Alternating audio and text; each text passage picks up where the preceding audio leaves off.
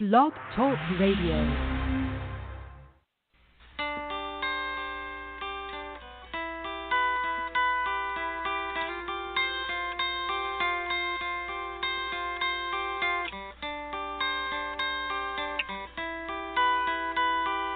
Sadly, this is a forsaken generation. Hear this well, we're not going away. Eyes are opening to the truth. We grow stronger in number as a united force every day. Babies are dying, parents left crying, told that SIDS or coincidence disorder are to blame, parents forced to live with the pain and shame. The once bright smiling faces full of wonder turned vacant stares, families shattered while they also endured the public glares. You're wiping out future generations for your own selfish gain as we form this revolution for liberation and change. We will keep speaking louder and louder. We will not be silenced until there is a shift in power. So stand up, speak out, be brave, be the voice of the voiceless. Too many forsaken lay in their graves. Welcome to Forsaken Generation.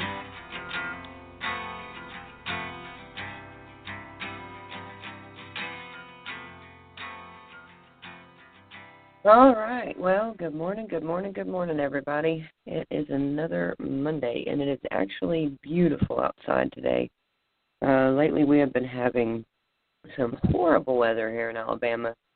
Tons and tons of rain, and Jazzy's been wanting me to carry her outside in our camping backpack I have for my back for her to be in, and it's just been raining and raining, so it's really nice today to go outside and see the sunshine and hear the roosters crowing.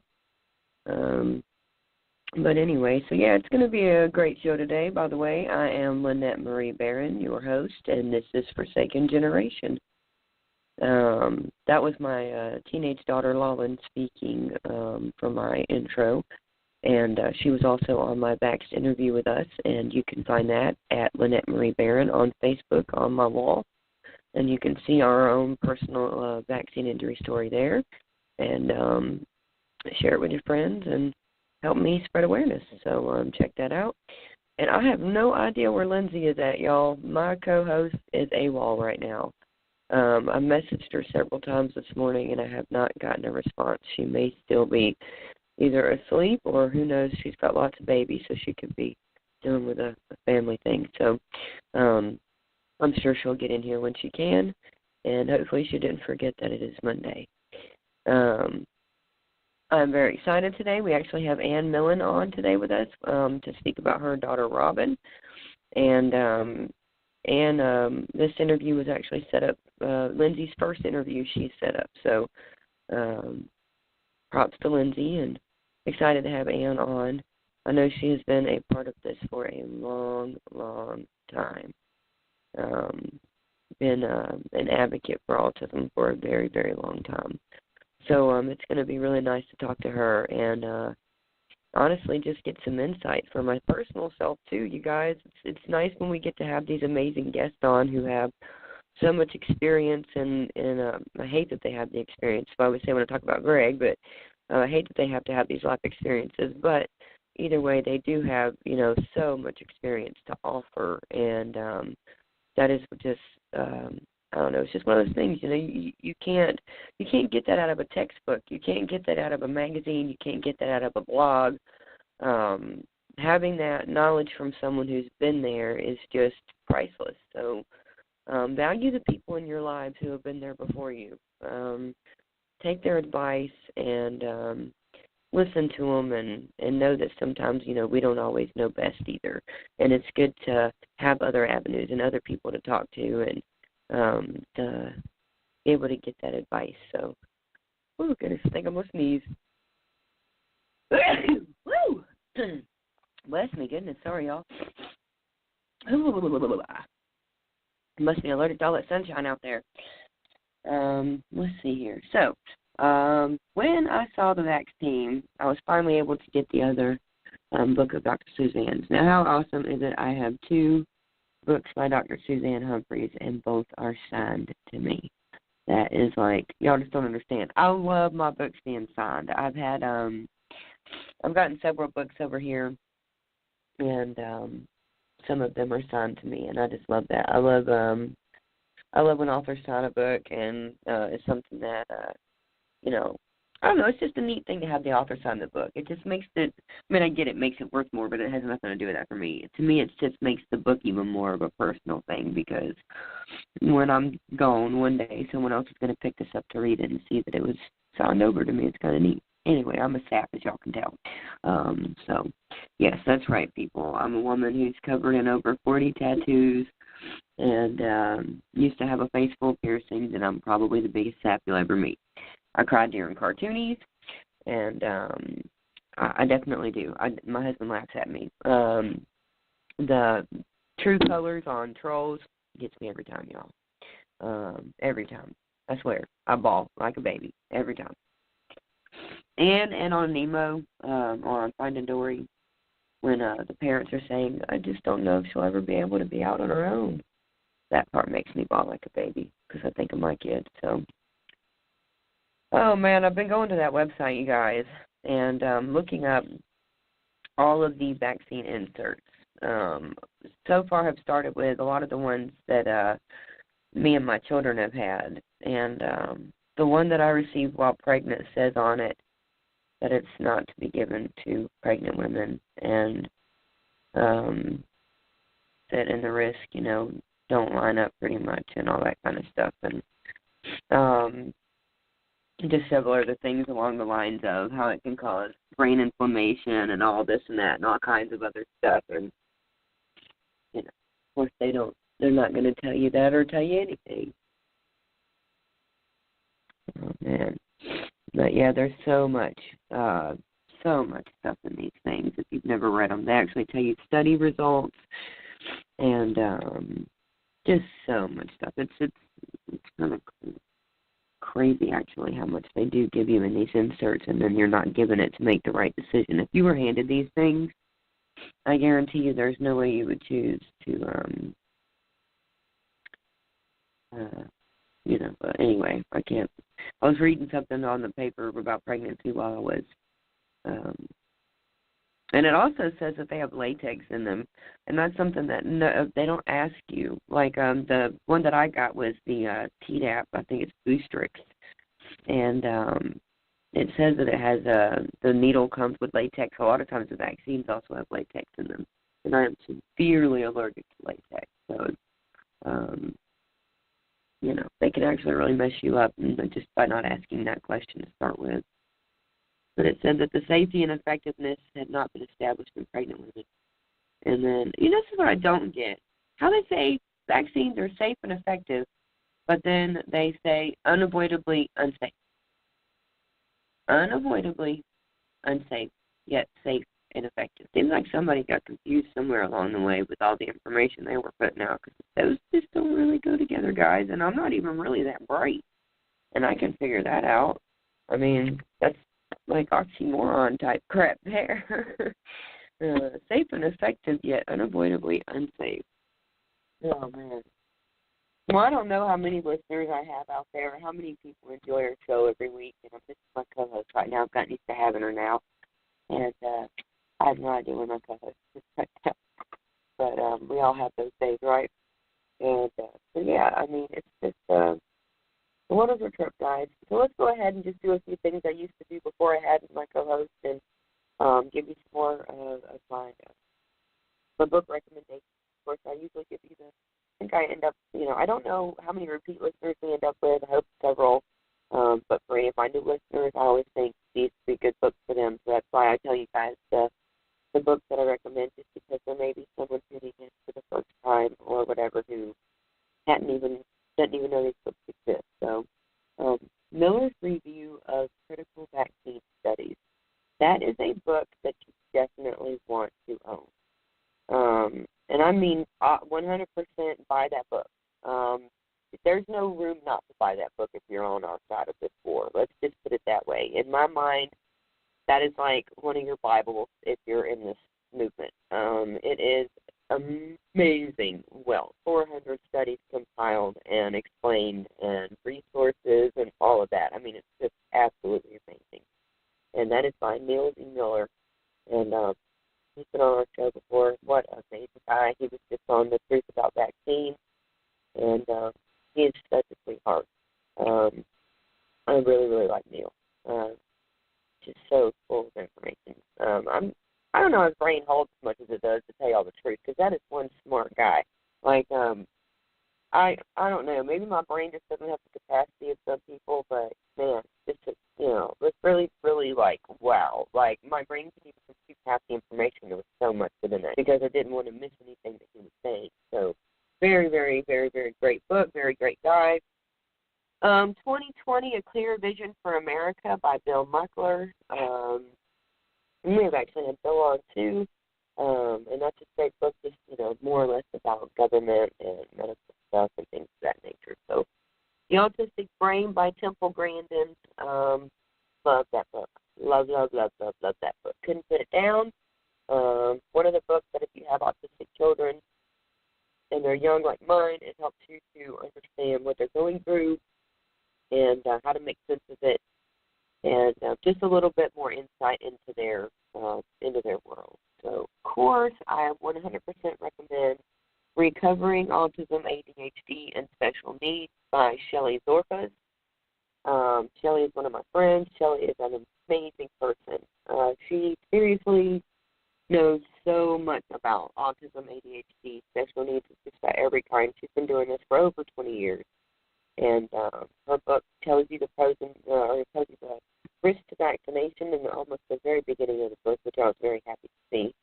And she made sure not to leave that out. So that's exciting. But it's just got so much in there of ideas for recovery, for detoxing, for the sensory issues, just so many things that are just so great that are in there. So, believe Lindsay is with us. Yes, I am. Yes, I am. Can you hear me? I got you. You're here. All right. Yay! Can you hear me? Okay. I can hear you. 12 whole minutes by myself. I'm so sorry. It's been a really crazy day here. Like, super, super crazy. It's never this crazy. Oh, you're good. It's all right. My daughter's cat just literally destroyed the house, and it's so beautiful here right now that I had everything open. I had the house open, so we put the cat up because she's an indoor cat, and I don't want her to get out. And I put her in the back bedroom, in my bedroom, and she was only in here for like 20 minutes. She chewed up my earphones, so I'm not on my headphones today. She chewed up my cord, and she took a poop in the middle of my bed. She was mad. Yeah. Oh my God. I tell you, I love animals, but this cat is spiteful. Jeez, man. Yeah, I'm saying, she was like, put me in here. I'm going to show you what's going on. She sure did. Next time, oh my God. Next time I'm gonna let your ass just walk right out the door. Okay. Next time I'm gonna put her in a crate. Oh man. She doesn't like the crate, but that's too bad. She can stay in a crate for 20 minutes because that just I don't know how much it's gonna cost, but it's gonna cost me a pretty penny to replace all the stuff she just destroyed. Plus, I had to rip up the whole bed because the baby's got to take a nap on, So, anyway, sorry. I'm sorry. I can't remember the name of the movie, but the movie was Steve Martin where his daughter's getting married. And, oh, no, it's not even that one. I'm thinking of a different one. It's Meet the Parents where the dress gets jacked up by isn't it Jinxie Cat or whatever? Yep. Song Yeah. That was my cat. Oh, man. That was exactly her. Yep. Oh, that's horrible. She's like, okay, you put me in here, what can I destroy? Oh, hey. She's never chewed up cords before. Hey, we got a buddy calling in. I'm gonna let her in. We got Sherry Saunders on the line. Wonderful. Yeah. Hey, how y'all doing today? Hey, girl. How are y'all doing today? Good. Doing all right. Well, I had an opportunity yesterday at the race I thought I would speak about.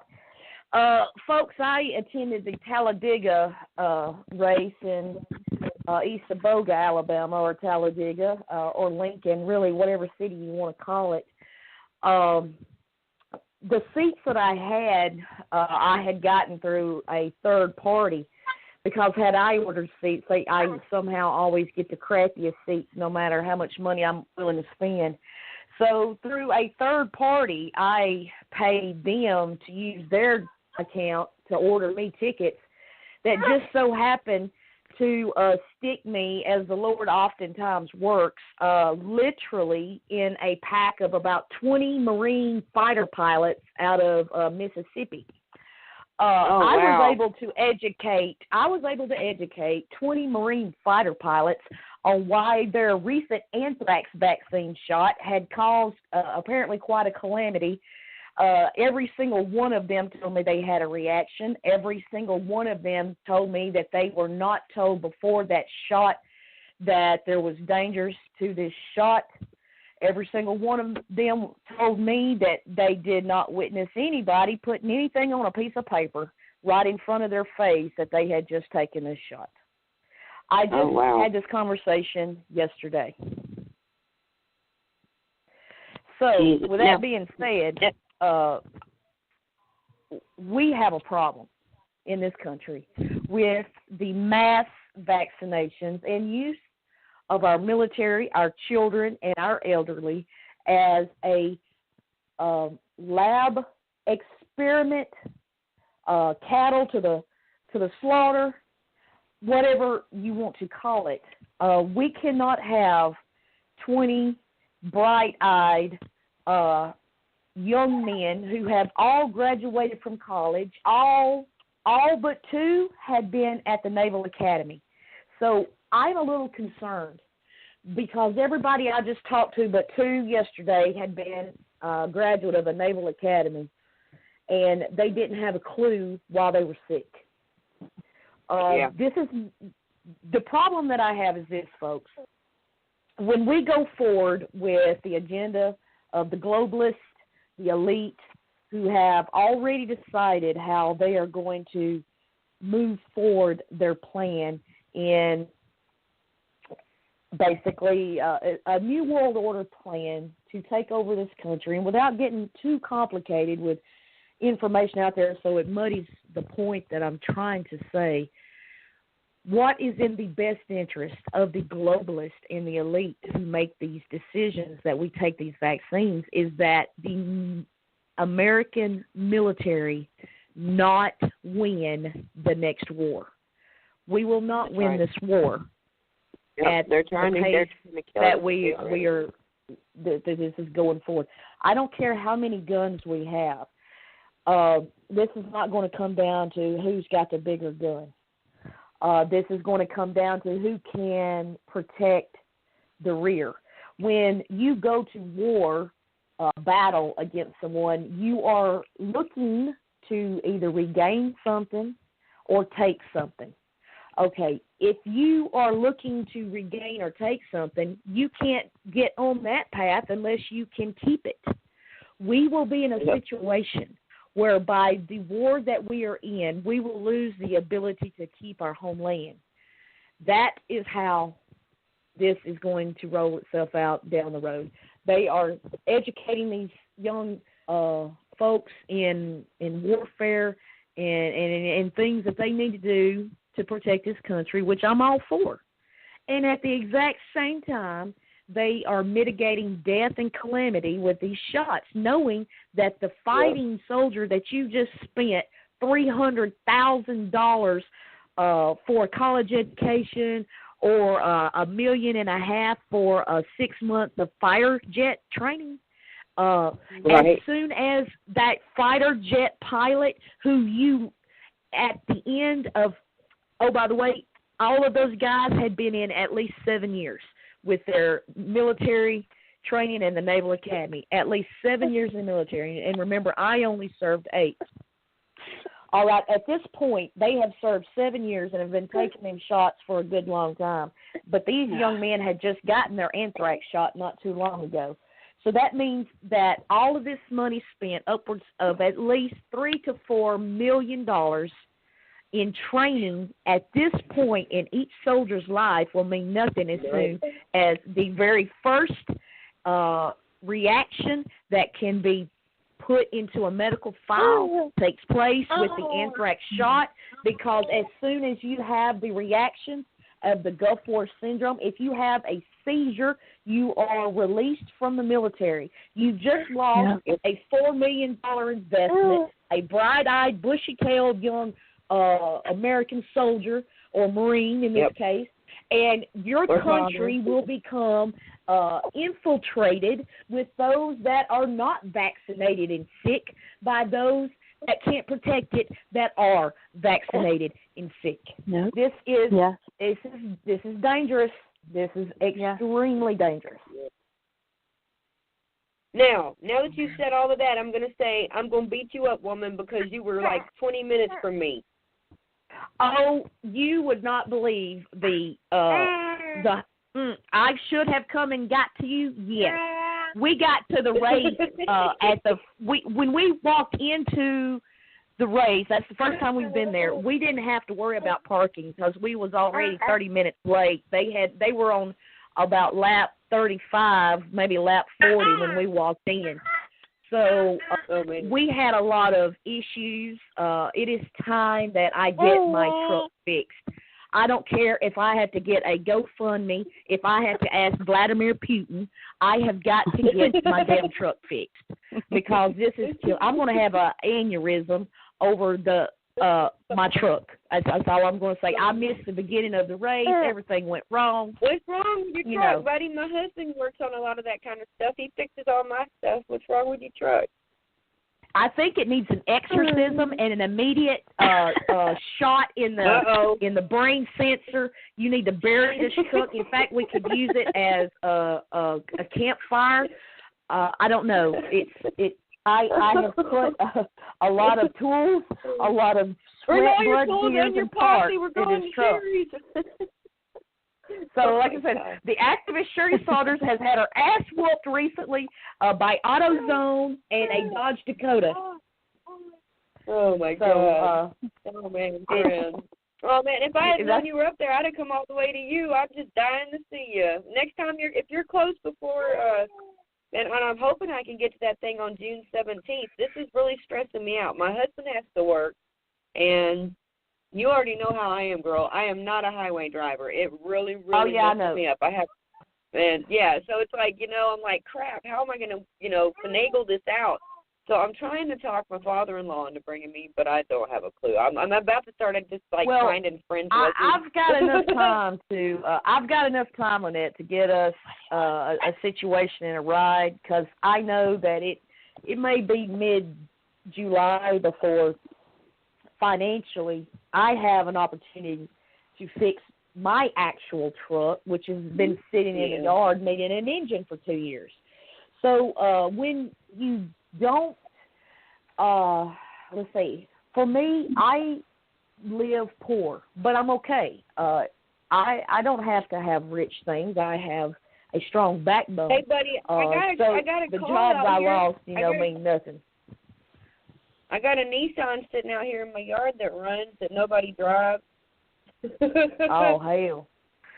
Well, I've got a Chevrolet Silverado that I've paid about $20,000 for with a busted engine that I've got to get. I plan on getting that engine when things settle with the hospital, because there's not going to be much more out of it than to take care of at least the one big investment in my yard that is a front seat and back seat truck, so we could almost live in this thing. It's huge. As long as I can get it fixed, I can put it on the road. And then I think what is happening is I am not bringing in enough money and income for me to keep my lights on and for me to travel across here and there to do all that I need to do. But I also know that's on me to do. This is my calling. Nobody has asked Shirley Saunders to do this. I assure you they would rather I would sit at home, and they may be the assholes that has put that exercise demon in my damn truck as to why the alternator, the solenoid, spark plugs, the sensor switches and everything that was replaced after a scan was ran at AutoZone for all the codes that was wrong with it, I am still left with a truck that, if not but for the fact I did not carry a weapon yesterday, I would have shot in the head. I would shoot that thing in the head. I'm done with it. Oh, man. Oh, man. Oh, she It's sounds about like a me. 20-year-old truck. It's about 20 years old, and I'm about 20 years done with it. I love you, Sherry. I just hope you know that. I love well, I'm just saying. I'm just throwing it out there. You know, the Lord knows that I could use a fine vehicle. But what I could also use even better is a couple of fine benefactors who would like to support things like vaccine education, using animals for children or adults in respect of, in a situation in a school with several students in a class that have, say, ADHD or autistic. The children around those children with the ADHD or autism, they can sit and be indoctrinated like good little sheep because they've been vaccinated to do so. But our children who have these agitated immune systems and adrenaline running all of the time because their body is in a fight or flight mode, knowing that there's something wrong with it but not knowing how to fix it. So these kids are bouncing out of our chairs. I certainly hope that we could use animals to educate children and educators on the fact that if you just tweak the way that you do your business, perhaps we can get these kids over here that are ADHD'd up educated, because they do not need, in my guess and estimation, my own son, for example, my son does not need 45 minutes of educating to explain a single concept like certain students need in a classroom situation. He picks things up pretty quickly with his ADHD. Right. So to ask him to sit in a seat to listen to a discussion where the teacher is hammering home the same point that he got in the first 20 seconds of the educating, then you're asking too much.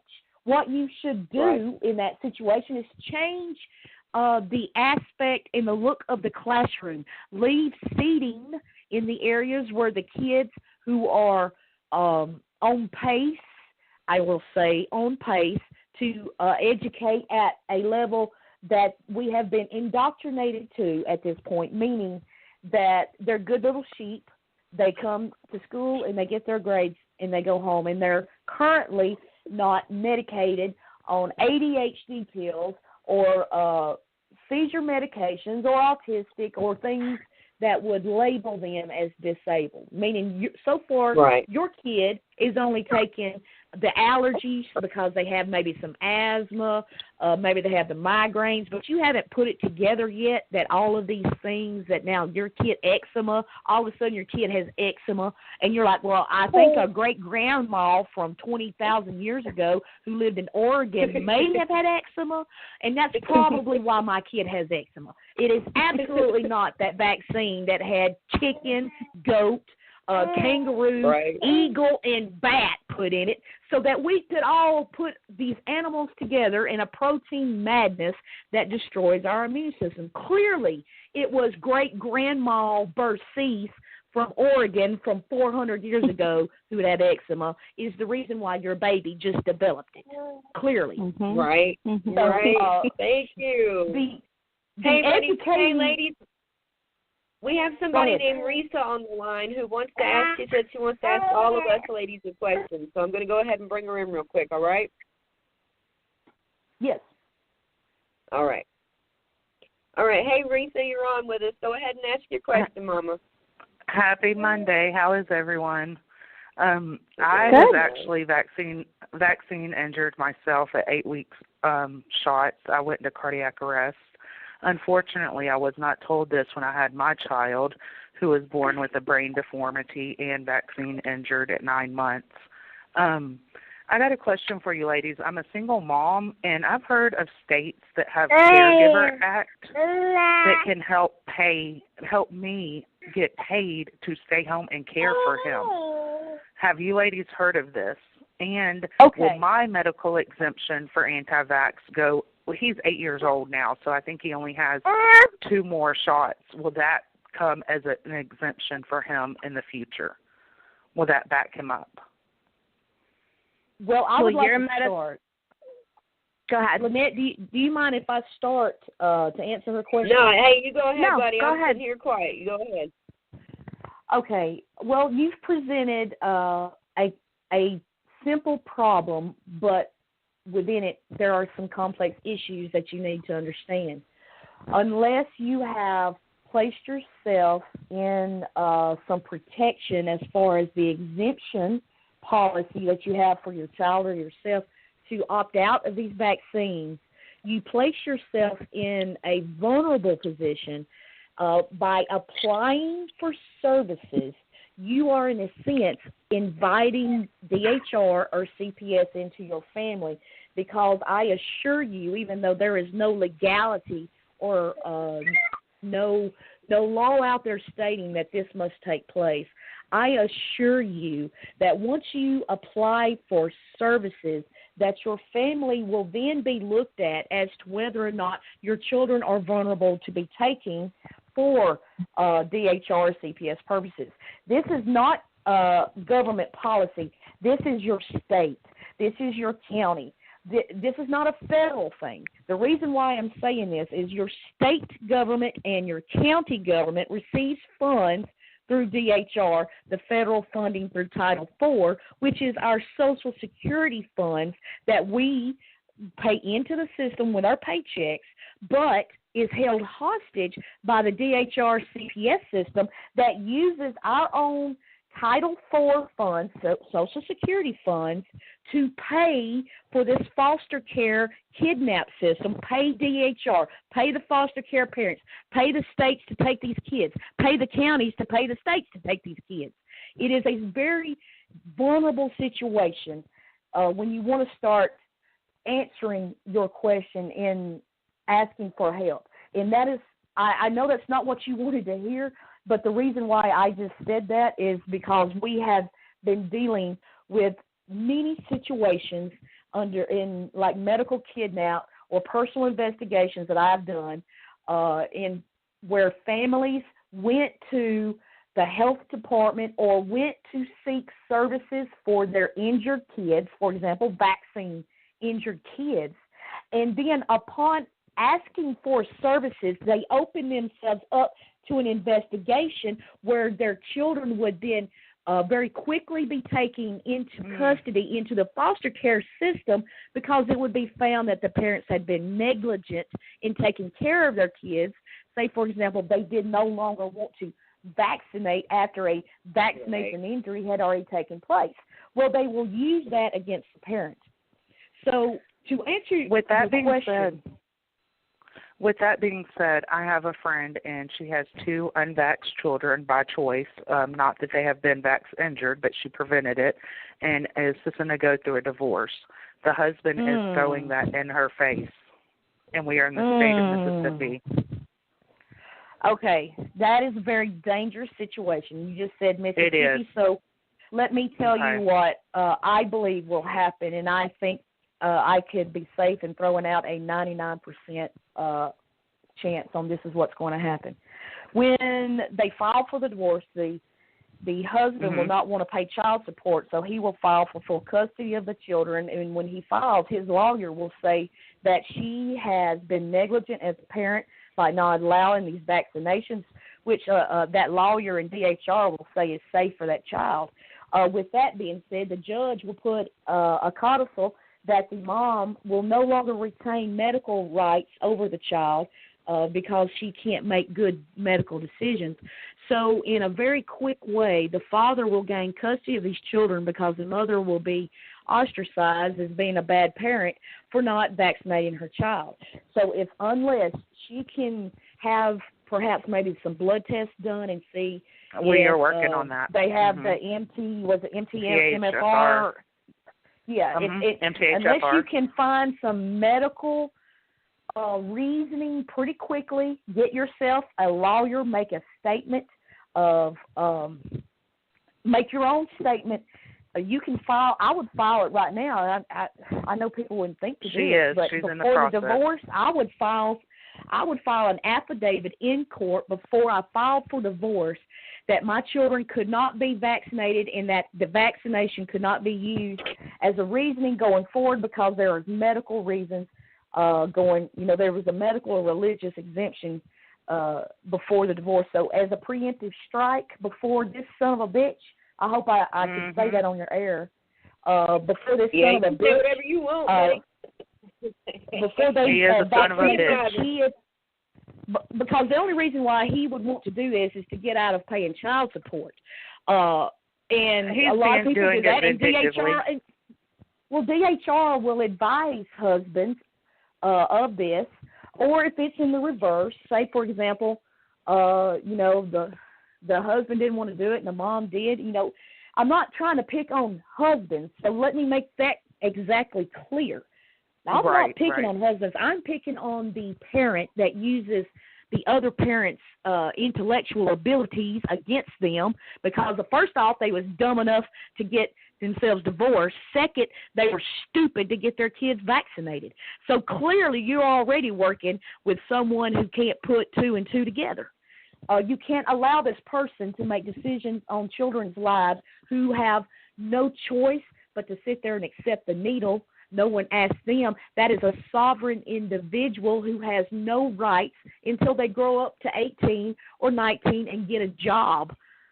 Then, when they start paying taxes, somebody will listen to them. But we can't get them to 18, 19, 20 to get them that job if they are in a wheelchair or if they've had their Gardasil and they can't get out of bed.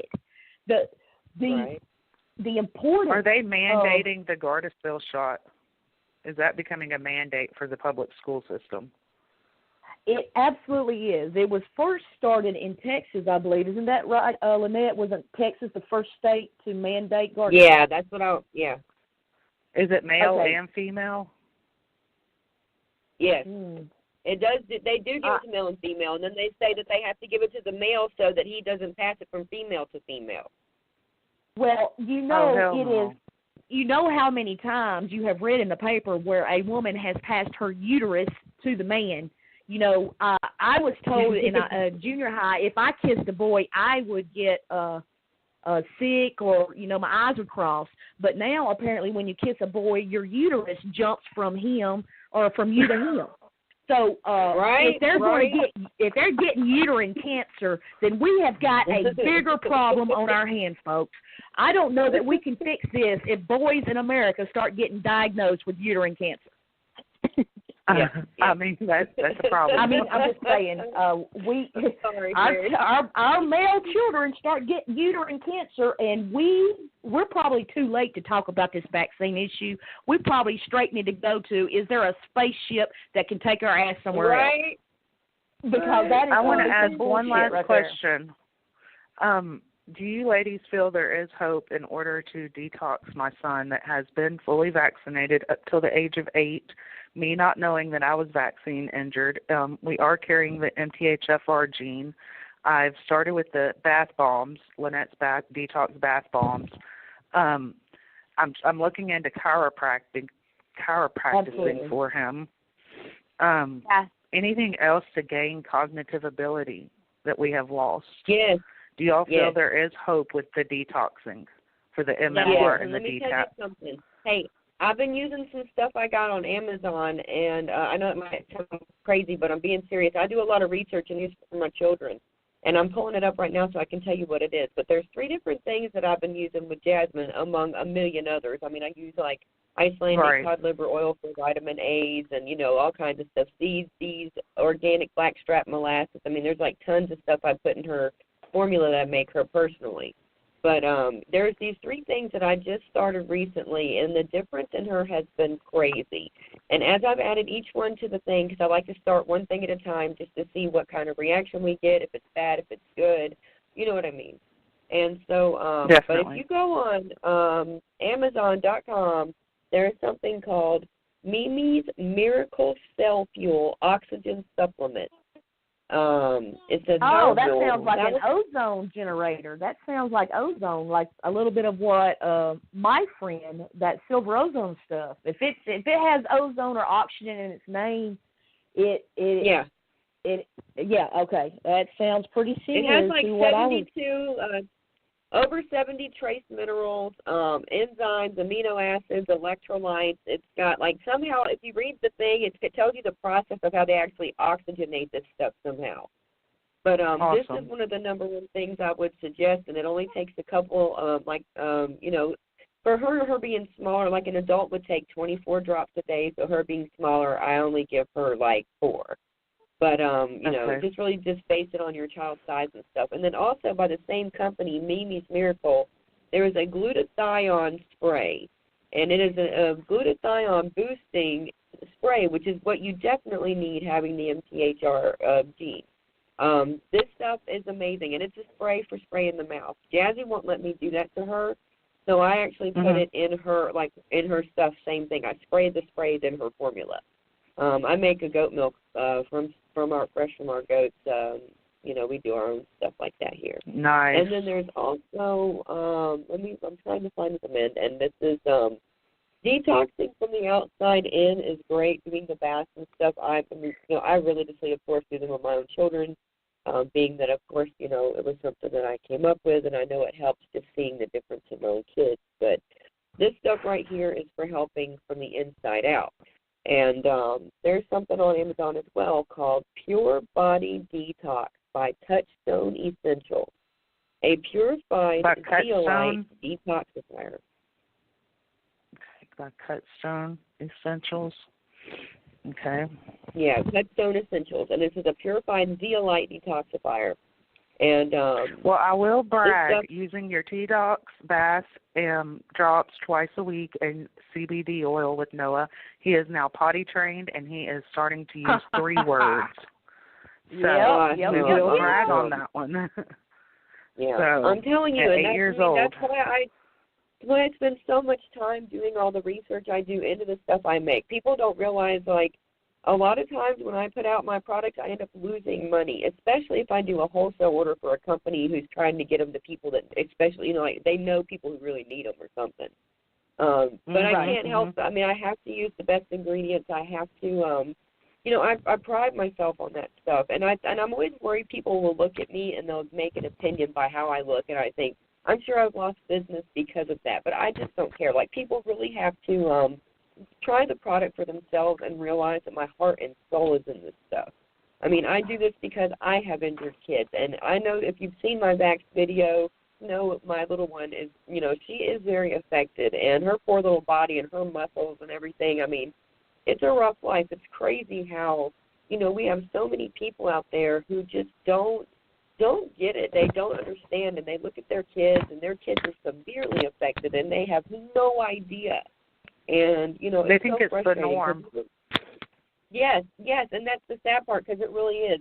And then you see the anti-vax, or the unvaccinated kids, and people say, oh, they're so smart. It's like, no, they're not really that smart, honey. It's just that the rest of them have been so damn dumbed down that these kids seem extremely smart, They're just normal kids. It's so frustrating. Right. Oh, my goodness. I mean, I don't know, y'all. You know what I'm talking about. This world is so messed up, and there's so many things that there's so many people that are working hard, but we need more. I mean, I don't know. It's funny because, we all have friends in common and stuff, but I really wish there was a way to just freaking get together and do something on a big scale, loud enough, big enough for everyone to freaking understand that this is real, this is a problem. It's like there's just no getting everyone. It's so impossible, and that's the part that's so frustrating. I mean, myself included, it's so hard to get to certain things. It just is, I totally agree, and I'm just glad that we are opening our eyes to it now, that people are getting the word out there, and the only way that we're really able to is through media, and hopefully that we are the by media. 2020. Yeah, we are the media, that's right. Ma'am, I know I didn't get all of your question answered. Is there hope in what I believe you were speaking? And I know I sidetracked you with let's talk about what DHR and CPS is going to mean in your life, while at the same time talking about these exemptions, talking about lawsuits or divorces and things like that. I know that the research that Lynette has done and the products that she's putting out is absolutely vital.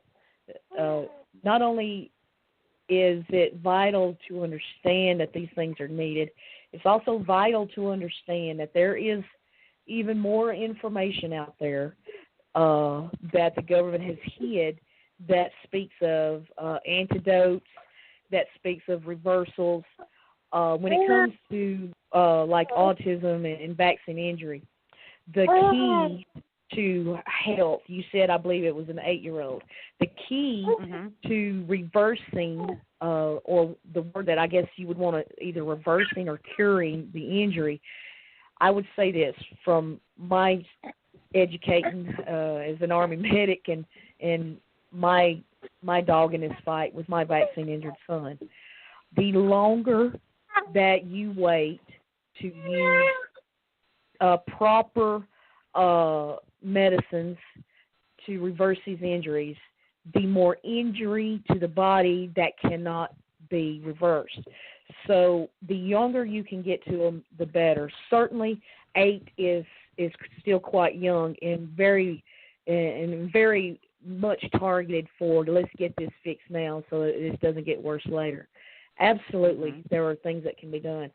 I would like to encourage you to get a piece of paper and a pen, and I'm going to give you something to look up on your own. I'm ready.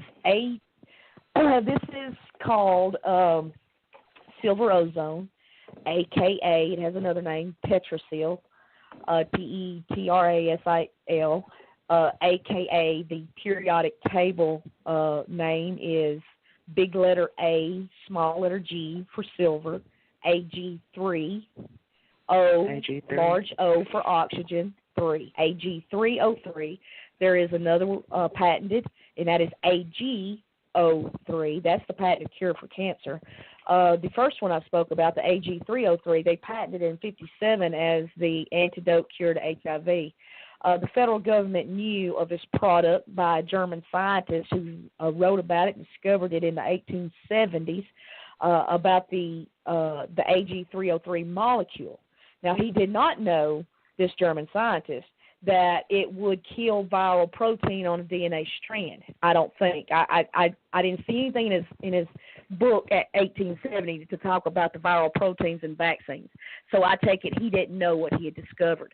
But the federal government did because the United States patented that in 1957 so that no one else could use it as a medical treatment, as a patented cure, reversal, antidote for HIV/AIDS. A HIV/AIDS virus, which was created through the Rockefeller Institute of Scientists, Hale, and they knew by the experimentation they did on the Africans, killing millions, literally, of Africans in many horrific ways. We all want to talk about what Hitler did to the Jews. There were 10 times the amount of Africans killed as there was Jews, as there was nearly 100 times Native American killed, as was a Jew also. So people need to understand that there has been many massacres across the world, and one of which was done in Africa as a vaccine experimentation. So there are things that can be done. That term I just gave you, AG303, Tetrasil. Okay. What I know of this product is this. A friend of mine who is now retired because she turned federal whistleblower witness, retired, that kind of retired. When you do that, you get really retired, I promise you. She's a retired employee of the CDC and worked with the Army Biological Laboratories and did a lot of work with pre-war vaccines leading up to the first Gulf War in 1990. Apparently there was some bad batches. so to speak. And she and a boss, apparently, spoke about the bad batches and the dangers of the bad batches of these vaccines for military soldiers. And by doing so, they lost themselves their jobs. But that doesn't take away from their knowledge. It just means that they couldn't take it no more and decided to not go to hell upon death and sell their soul. They decided to be courageous and patriotic and take one for the team and say, look here, we're doing some bad stuff, and I don't care if you fire me and I don't care if you shoot me, but this shit's got to stop. So it is from this woman who spent a week at my house and brought a lot of paperwork and books for me to read and brought me some products, one of which is AG303. I have used this on human and animal to heal wounds, to heal sicknesses. It cured, I will say the word cure, because it knocked out pneumonia in my mother-in-law, who is on oxygen and has disability payments for her chronic obstructive pulmonary disorder. It knocked out her pneumonia and bronchitis infection in less than 24 hours. So, and wow. She nebulized it. Okay, Quite so the nebulizer. difficult to make. It's quite difficult to make. It's not colloidal silver, but I want you to understand it's kind of similar in that it has silver in it, but molecularly how it is created and made is different in the way that colloidal silver, although is an absolutely wonderful product, you need to have it in your home. You can give it to your pets. I know that because I've been giving my pets silver ozone. Yep. So, I've been giving my dog silver water for years. Yes, so I know that you can do it because I ain't killed my horse yet. And I've been doing it on my own animals. So if they get a hot well, Noah has a service dog, and they're starting to diagnose her with the heartworms and the rheumatoid arthritis, and they want to write her this and write her that. And I'm just like, hold up, I got to do some research on this. This is our service animal, and you're wanting to put what in her? To kill what? To kill heartworms? You want to put arsenic in her? What? And so I haven't gone through with that treatment yet on her. I'm sure Lynette probably has a fix for that heartworm problem. I'll reach out to you. Yeah, we can figure something out. Definitely message me later on today if you don't mind, because I'd love to talk to you more. You said a lot of things that I have more information on, so I'd love for you and I to be able to keep in touch. Okay, great. And come to find out that Noah's tear ducts got clogged by the erythromycin cream that they give them at birth. And now we're looking at, on the 23rd, going to a new optometrist that's finally going to open up those tear ducts. So my baby's visually impaired. My son had the same problem, and if you can get a hold of donor breast milk, a couple drops of breast milk in his eye a day, clear it right up. And we actually had an appointment. Even at 8 years of age? Yes. Yeah, I'm sure it would. Even at 8 years, I've heard that. It will heal it at 60. I want you to understand. What will happen at 4 will happen at 12, will happen at 60. It will happen. Okay, good.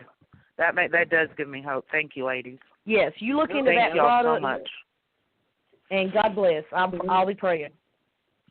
Thank you. And thank you, Lynette, for letting me in. Okay, talk to you soon. Call in anytime. We love having callers. Have a good day, woman. You too. Bye-bye. If you get a chance. I hope she's listening. Message me, too, if you get a chance, because I cured my dog from heartworms, and, I cleared up my son's eyes with breast milk, and he had an appointment for surgery in 2 days. And then I was able to call and cancel the surgery because I cleared it up with breast milk, and the surgeon couldn't even believe it. He was like, are you sure? And are you on Lynette's page? Yes, my name that's is Lindsay in Spring, Oregon. Yeah. Okay, I will definitely request. That's my home fly. All right, cool. Thank you. You ladies have a good one. We'll talk soon. All right, you too. All right. We got about 6 minutes until we bring Ann in, and I'm so excited, y'all. And It's been one of those kind of days that has just been fun on here. Oh, my goodness. Well, Sarah, you know I love you, girl. You make me You want laugh me to stay on or you want me to go? Because I could talk for 24 hours about these situations. And let me say something about this tear duct situation. Don't you guys find it funny that one of the advertisements we get to see on TV is for dry eye, this restasis? Why all of a sudden do we have a dry eye problem in the world, so much so that we must spend valuable time and money in marketing for dry eye? How many times in Mark Twain, when he was writing about his travels, going across the Mississippi, I'm still I know it's in there somewhere, but I bet Mark Twain wrote in one of them books about the autism people that he found along the way, because we are told that autism has always been here. So clearly, either Mark Twain was a racist son of a bitch and wouldn't write about the autism in America, or he in all them travels, he didn't run across anybody autistic or dry-eyed. So just throwing it out there, folks. Look to the books from just 150 years ago. How many impotent men was written about in them books? Not many at all. And I know impotence is not something you would want to write about, but if it was a big social problem in 1800 as it is now. None of this is normal. Man, it's exactly crazy. People just don't think. None of this, how the hell did we even have babies back in the day? You got a fertility damn place on every damn corner now, what the hell is happening? The scarring that takes place, just this right here is one of the things that have get me going. For example, when your doctor, upon the birth of your bouncing baby boy that you just spent months cooking with the Lord Jesus Christ and you in your belly, the first thing you do is allow a doctor to make a modification to his body by cutting off the foreskin of his penis. Now, you were told it's because it's cleaner. And when you get your baby back with a diaper full of shit, piss, and blood, and you're looking at a piece of gnarly meat that will one day be your son's penis, that will one day, due to the scarring for the situation that you just did, to allow your doctor to sell the circumcision skin to a pharmaceutical company for upwards of $2,000 to $15,000 per head. Off with their heads, literally, because I can make money. So when your doctor walked into your room and said you was a sorry mama for not cutting the head off of your son so he could sell it to make a Bentley payment, I want you to understand that vitamin K shot that you gave your kid at birth to stop the clotting is because they want to cut his dick off. And when you cut the dick off, you, as an infant, on average, lose 1/3 of your blood volume. At losing 1/3 of your blood volume at such a young age, after being attacked with the vaccines, after having your body kill the body's ability to deal with the vaccines with that vitamin K shot, along with the Hep B 20 seconds after you come out of your mama's vagina, because clearly, right as soon as the nurse wipes off the bloody mess that you are going straight to the titty bar, and you're going to find the biggest hooker you can and go shoot up some heroin. Because right off the bat, that is what your doctor told you you're protecting your baby from. That off chance that this little one right here gets high and goes to the strip club. Because you know what happens? You go straight line some black goat heroin with a hooker right off the bat in preschool, apparently. So the decisions that doctors make not only create revenue for them, but create problems lasting. We have a problem in this country with a low sperm count. We have a problem with men not being able to ejaculate. This problem can be directly attributed to you cutting off his head at birth, creating a situation where scar tissue would build over time, clotting up, blocking the way of little spermy guys that now can't reach the woman who can't get pregnant, which if she's not pregnant, great, because that's what they wanted. They only wanted you to go to work and work until you're in your 40s and then get sick and die, because tests show that Americans and Britons and French people, apparently we all in our 40s and 50s, we do less work. And so once you stop being able to perform at 100% productivity and you have to slow down a little bit, then you are no longer profitable to the global elite. You got to go. That's why you got to get your flu shot so you can get on into your dementia and Alzheimer's and get up out of here. This is a huge problem in this country, and I cannot believe that there are not more awake people as to why we got dry eye and limp dicks in this country. Hey, man, there's so many asleep people, it ain't funny. That's why I get pissed off, because I could go out in public, and I'm like, why is my car the only car with all these activist stickers on it? You know what I'm saying? Why am I the only one I see in my whole city? Or how about when I drive from my city all the way to Hattiesburg or wherever, how come I'm still the only one I see? Like, where the hell? Well, that's because you're in Alabama, Lynette, and you don't want to go to jail. You know, nobody else wants to go to jail or get pulled over like I did. Man, you know what's funny, for example, and I got a speeding ticket going up a hill in a 20-year-old truck that I had to nurse to Talladega. Explain. Oh, Please explain how I got a speeding ticket when look, I admit I didn't use my turn signal, but speeding, literally, I was in second gear, motherfucker. I was trying to get up the hill, and you gave me a speeding ticket. Okay. So I'm like, he threatened my husband.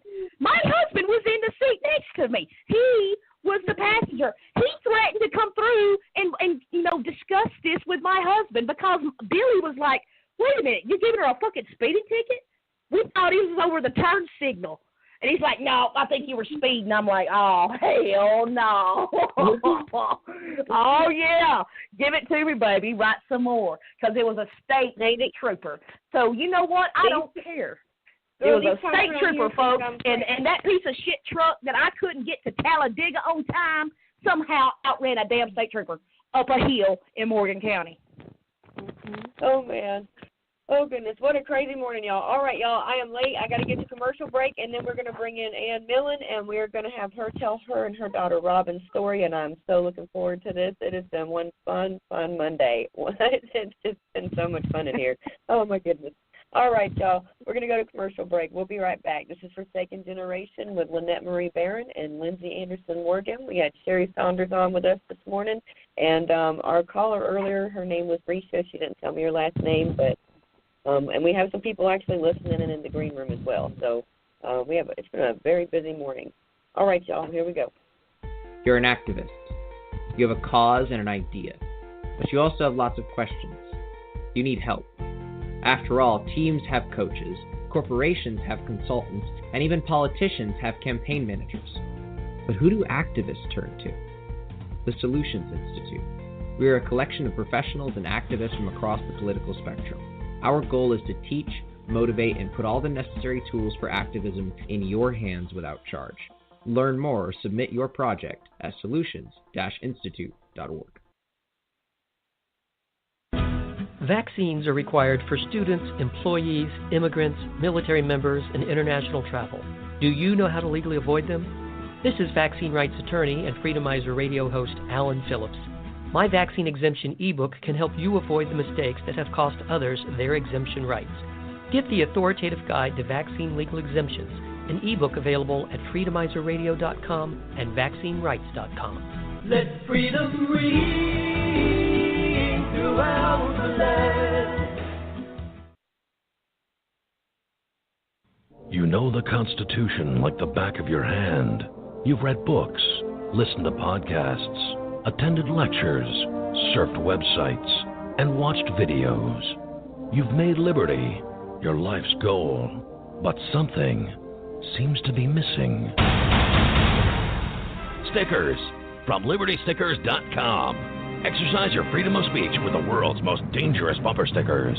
That's LibertyStickers.com. But wait, there's more. You can buy Liberty Stickers wholesale. Get them for 99 cents each when you put 100 or more in your shopping cart in any combination. Sell them or give them away. They're great for gun shows, flea markets, fairs, outreach, and more. Earn extra money, promote freedom, and spread the word. Need custom stickers, labels, or decals for your organization or business? Liberty Stickers makes them. Go to LibertyStickers.com to order or call 877-873-9626. LibertyStickers.com, the world's most dangerous stickers.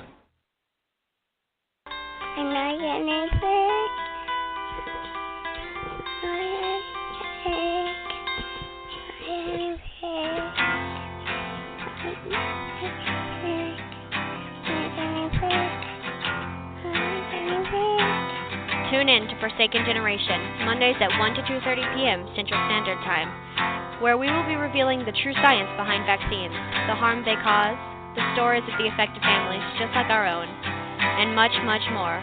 So tune in and get the stories that the big news channels refuse to cover. This day and age, we must protect our families from those sworn to do no harm. We will not ingest the lies any longer. Mothers, fathers, doctors, scientists, journalists, speaking out on behalf of the health of humanity. So, join my mom, your host, Lynette Barron, on Forsaken Generation, Mondays, 1 to 2:30 p.m. Central Standard Time.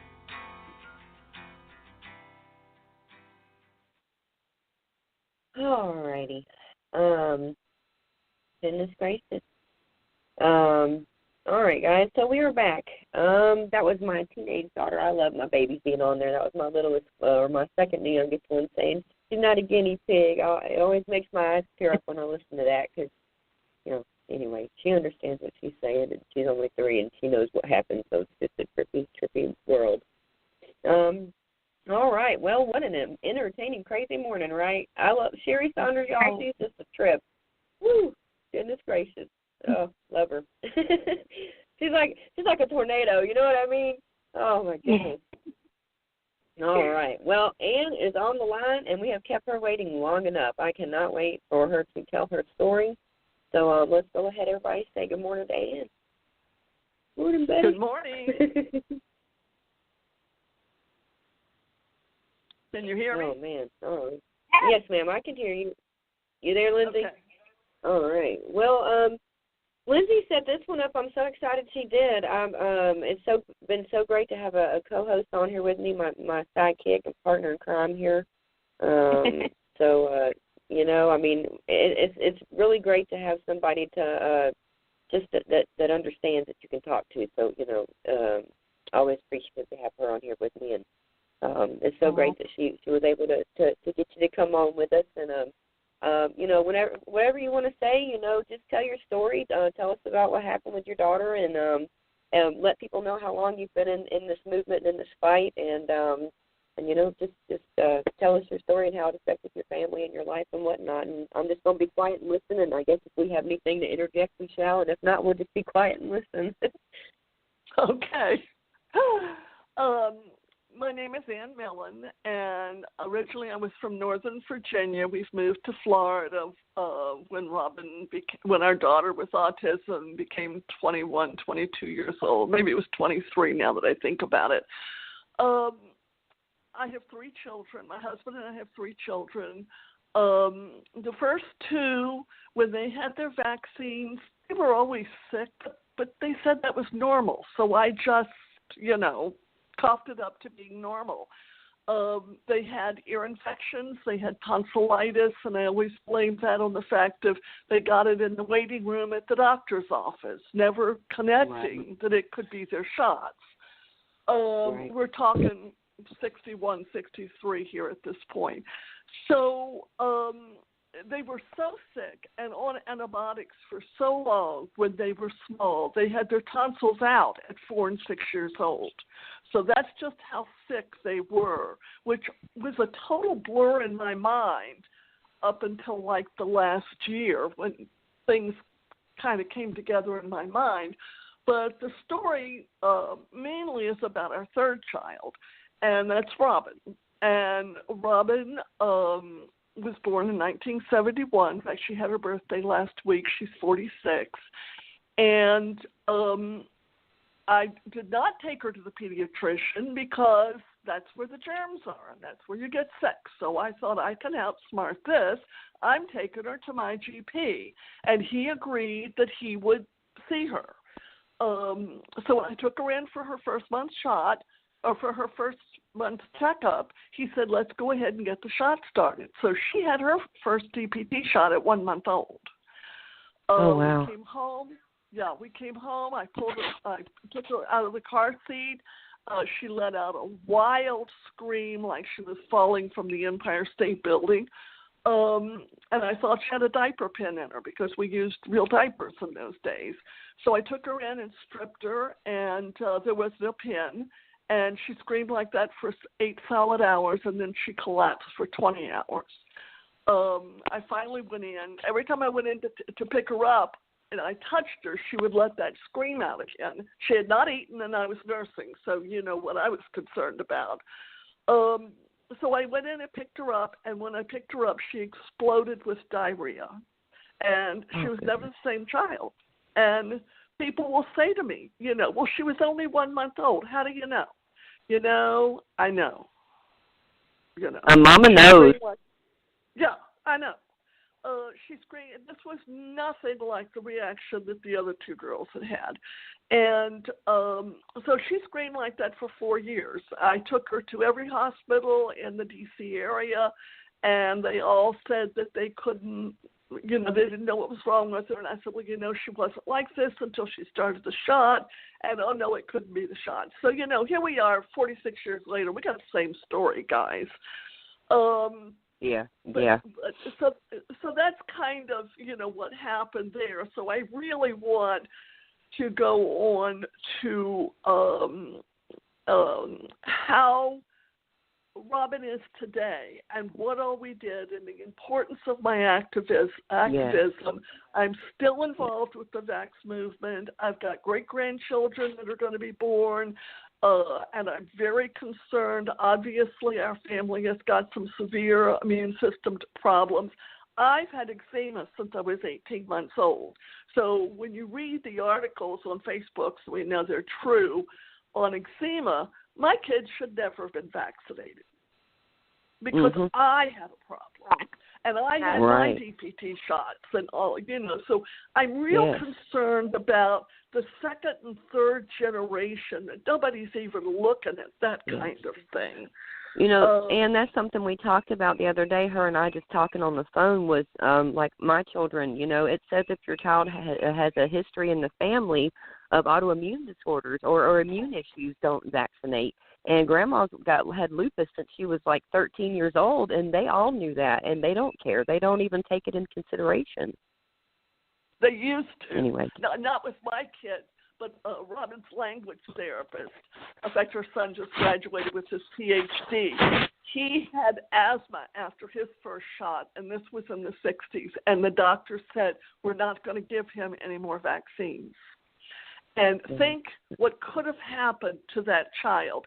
And so many parents, and when I listen to the vaccine stories that Polly Tommy is doing, so many, the child had a reaction, and it's the second or third shot that did them in. If they would just stop. You know, they don't even have the common sense to do that. Not that, you know, that's the solution by any means, but my word, it could help some of these tragic stories. But anyway, so Robin screamed for 4 solid years. We did get her into Muriel Humphrey School for Retarded Children. Georgetown University Hospital told us to bring her back when she could get the raisins in the bottle. Well, how stupid was that when she's screaming all the time? So I just kind of went into my own hole, and I remember one day praying, and I thought, I can't do this alone. And I thought, God, you gotta help me here. You have got to be with me, and I will do whatever needs to be done. But I'm not putting her in an institution. And I feel he's always been with me. You know, he knocks me down many times, and I've made a lot of mistakes because the problem is I don't know where he's leading me sometimes. Sometimes it's my own ego, you know, and maybe he doesn't know either sometimes, so I have to try them all out. But I've been very persistent. My father was an advocate for veterans years ago, and I see myself in him because I have been an advocate since this happened with Robin, you know, through ARCs or ACLDs, you know, whatever initial. I've been involved in it if it had to do with disabilities. But at 4 years old, my neighbor brought me a People magazine where Benjamin Feingold from Kaiser Permanente was working on the Feingold diet and said that food colorings and preservatives affected kids' hyperactivity. And I took it to my doctor and I said, I want to do this. He said, it's a waste of your time. I'd already tried Silerts and Ritalins and all that stuff, and it didn't work. And he really ticked me off. What do you mean it's a waste of my time? You don't live the life that I live every day, you know. Right. And so I started the Feingold diet, and within 2 weeks, she stopped the wild running. Now, she still, you know, had behavior problems and all that stuff, but at least it came down an octave. And that's when I thought, I can do this. I can control this. I just got to get myself educated. And so it's been, you know, a long road. One of the big advantages that I had that parents don't have today, sometimes ignorance is bliss, because I knew she wasn't like that the first month. So I wanted her back to the way she was when she was that first month when she was so good. And there wasn't a lot of autism organizations. There weren't parents on Facebook, or the internet wasn't, you know, all of that. So I kind of had to trudge my own way. I knew she wasn't retarded. I saw light bulb moments in her where she would hear me, or she would almost, you know, gee, that's strange. How come she did that? And so she didn't really fit into a lot of the severely retarded programs because her problem was more behavior. So I put her in regular programs. You know, I was always there with her by her side because nobody else could manage her. But I thought, you know, she was in majorette. She was in 4-H. She, you know, I would be the leader, or I would, you know, my friend who was the leader of the majorettes had a daughter with ADHD, so she said, well, I thought she had autism. I said, you know, I'll be with you. So we did private lessons and the community rec center lessons so Robin could be part of a group. So I had more wisdom than I thought I had. But I was trying to make her as normal as I could with the other girls. Now, my problem, you know, of getting past all of that is a lot of things I couldn't do because I had 3 children, you know, and our household was too confusing for her. You know, trying to develop structure or consistency or those kind of things for her was really very difficult to do because we were all going every which way. My husband traveled a lot, so we didn't have, you know, dinner at 5 o'clock every night, you know. So it wasn't until the girls went to college that I could really buckle down again, and that's when I took her out of school and I homeschooled because the teachers just could not do what one teacher said. You know, I cannot teach this child with the clock on the wall. The hands are moving and it's ticking. That was way too distractible for her, you know. Or Robin sitting there picking the lid off of her dress. Pardon?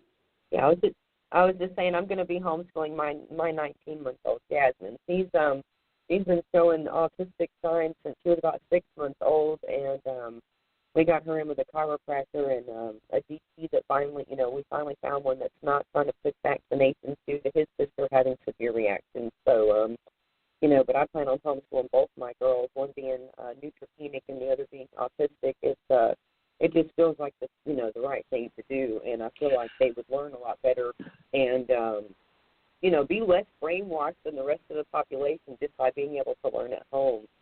So well, and everybody's situation is different, and I'm not sitting here saying, oh, anybody has to do what I did. I'm just saying you need to open your brain to possibilities.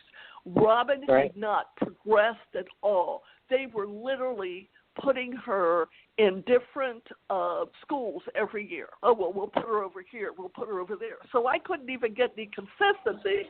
Oh, shoot. Right. I couldn't even get any consistency in the school system, So I was pushed up against the wall. I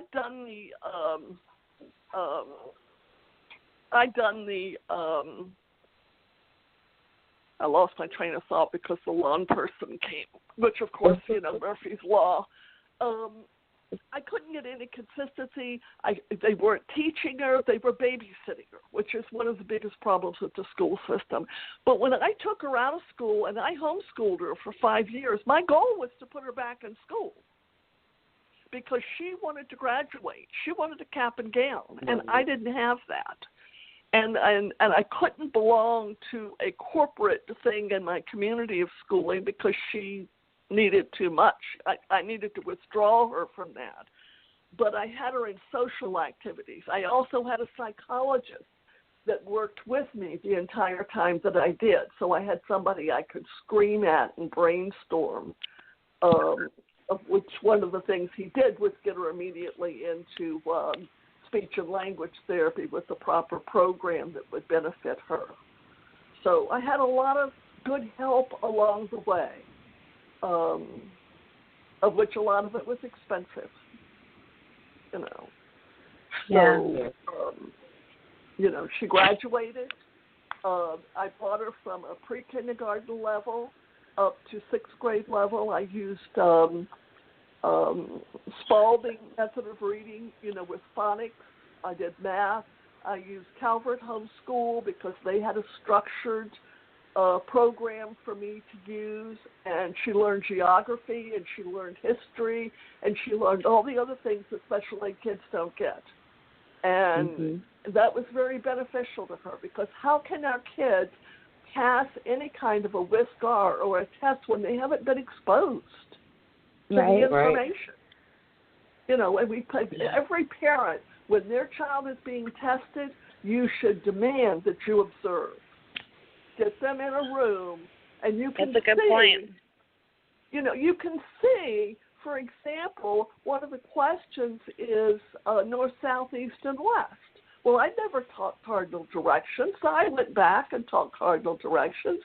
So the next time when she was tested and she was asked the same question, and of course she'll answer it the same way because she remembers, and nobody corrected her, but then she'll say spring or fall. So at least we're working on geography here, But every parent should observe testing, because you really learn how serious your child's problems are or how abnormal the education is or whatever, Right. It's just Well, parents, I don't feel like parents are as involved as they used to be. It doesn't feel like parents are half as involved as they used to be. It feels like school is now like daycare for even your older kids. And a lot of people just see it as where your kids go while you go to work or while you do your house chores or whatever. And people aren't half as involved. I remember when my older children were younger, we were always at the school doing something or participating in something. And it's just weird to me to see. I feel like, I don't know, maybe it's just me and I'm just observing it incorrectly, but that's just the way it's. No, I agree with you. I agree with you, and I also feel like they kind of push you out. They don't want you there. They don't, because, I feel like they give you less and less opportunities to be a part. It's almost, they don't want you there. Yeah. So it's both. It's the parents are going, okay, good. Well, they used to, when I was growing up, they had lunch duty, and the parents had to volunteer. They relied on them to help monitor the lunchroom. Now they have teachers that do that, and they don't have the parents anymore. And yeah, when your kids, but when my kids were younger, the younger ones, like when you were in kindergarten and stuff, parents had snack duty, and each week it was your duty. You know, each parent had a different day of the week that you brought the snack and the juices or whatever. You know, like you used to actually get in the classroom and you knew the other parents and you knew the other kids. Right. And when your kids said so and so did this to me, you knew who they were talking about. And these days, parents, it's time for Valentine's Day and writing out all the cards, and you don't know who one student is you're sending a Valentine to. Or birthday parties. Yeah, birthday parties. They don't know their kids. Well, one of the advantages to the homeschooling, and like I said, I went to a lot of conferences more on how to teach than some of the conferences that are today. The Association for Children with Learning Disabilities had really good conferences during that time on how children learn in the multisensory approach and that type of thing. And so when I started teaching, the first thing, and I had, like I say, I'd been in several situations. The first thing I had to do was get the structure in the home under control. And the other thing is I had to be consistent. And I had to really understand positive behavior modification. It just cringes me when I hear a parent say, I can make him do that. You know, the child's not learning anything when you can make them do it. It's got to be a positive behavior modification thing. And then multisensory, bringing all the senses into it, you know. You know, you can't just put it on the blackboard. And this isn't just, the funny thing is, this isn't just for children with autism. This is for everybody, you know. Right. To get through the humps of whatever their hump is and to learn their learning style. You know, Robin only sees out of one eye at a time. And it's like every 2 seconds it flips, and she's not in control of it. And when she goes to a developmental eye doctor, they say, I cannot believe she hasn't got migraine headaches. So, and I think that's part of why her processing is slow, is because, you know, she only sees out of one eye at a time. Of course, I'll tell you, she drives, so you should be very concerned about that.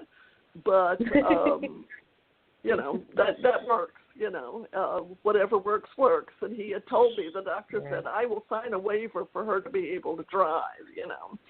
But me homeschooling those 5 years gave her the structure. I slowed down and let her take the lead. And I almost went into her world is how I thought of it at that time. And this is long before ABA or anybody thought of any of that type of thing. And I realized that's what I had done, and taught her her learning style. And we had fun.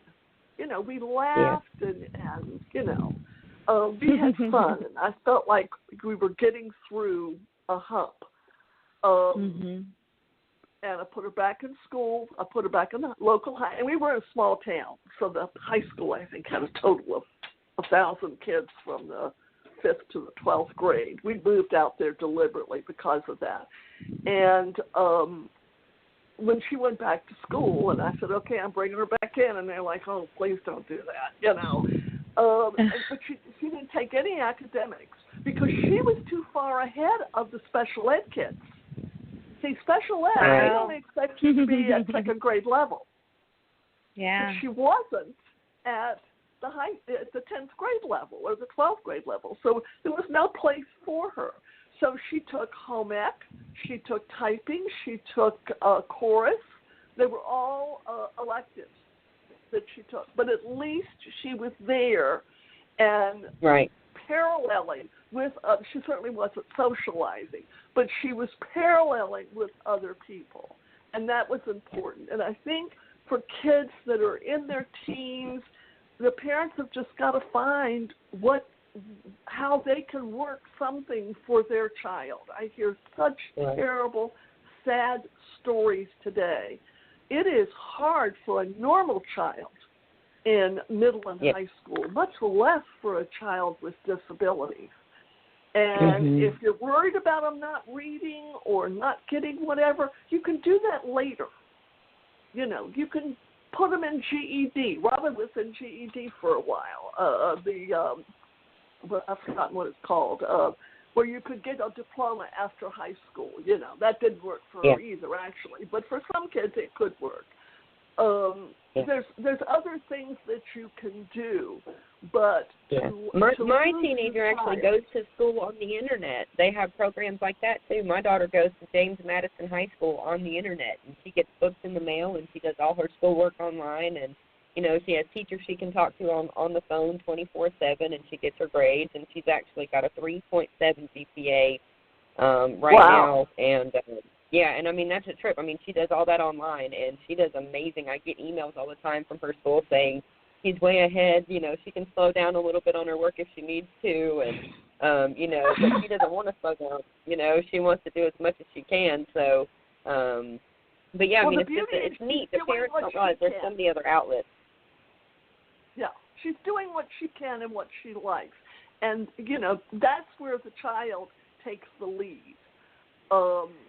I know the other side of that, which is so critical in all of this teenage years, is the mother in particular, but mom and dad, or not losing your relationship with your child.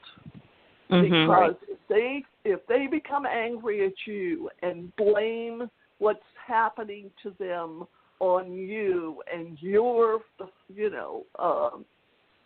that's for a very strained relationship. And when your child gets to be 22, 23, you desperately need that relationship between the two of you, because they need you now more than ever. When they were in the school system, they were okay. When they leave that school system, they've lost everything that they know. Many parents talk about regression. I had regression. I thought the doctor kept telling me when she was little, oh, you're going to work so hard, and then she's going to regress, and then you will have wasted all your time. So I thought the reality was coming true, that she was regressing. But I still see those glimmers of, wow, she understood that, or this kind of thing. So I just picked my bootstraps back up, and another mother and I started the social group 15 years ago, which is Robin still goes to today. And I took her down. The voc rehab of the day said that she was not employable. Surprise. And I took her down to Publix, and we bought our house when we moved to Florida on the same side of the street that Publix was going to be on. There was a sidewalk. And my vision was that she'd be able to walk to work. I had small vision. And when they opened the store, she and I both went for an interview, because I thought if I'm there, of course I'm the overprotective mother, but I could help her and she could do this. She got hired and I didn't. So I went, shoot, now what do I do? Oh, wow. But they were very good with her, and as time went on, then I told my husband, okay, sweetie, it's your turn.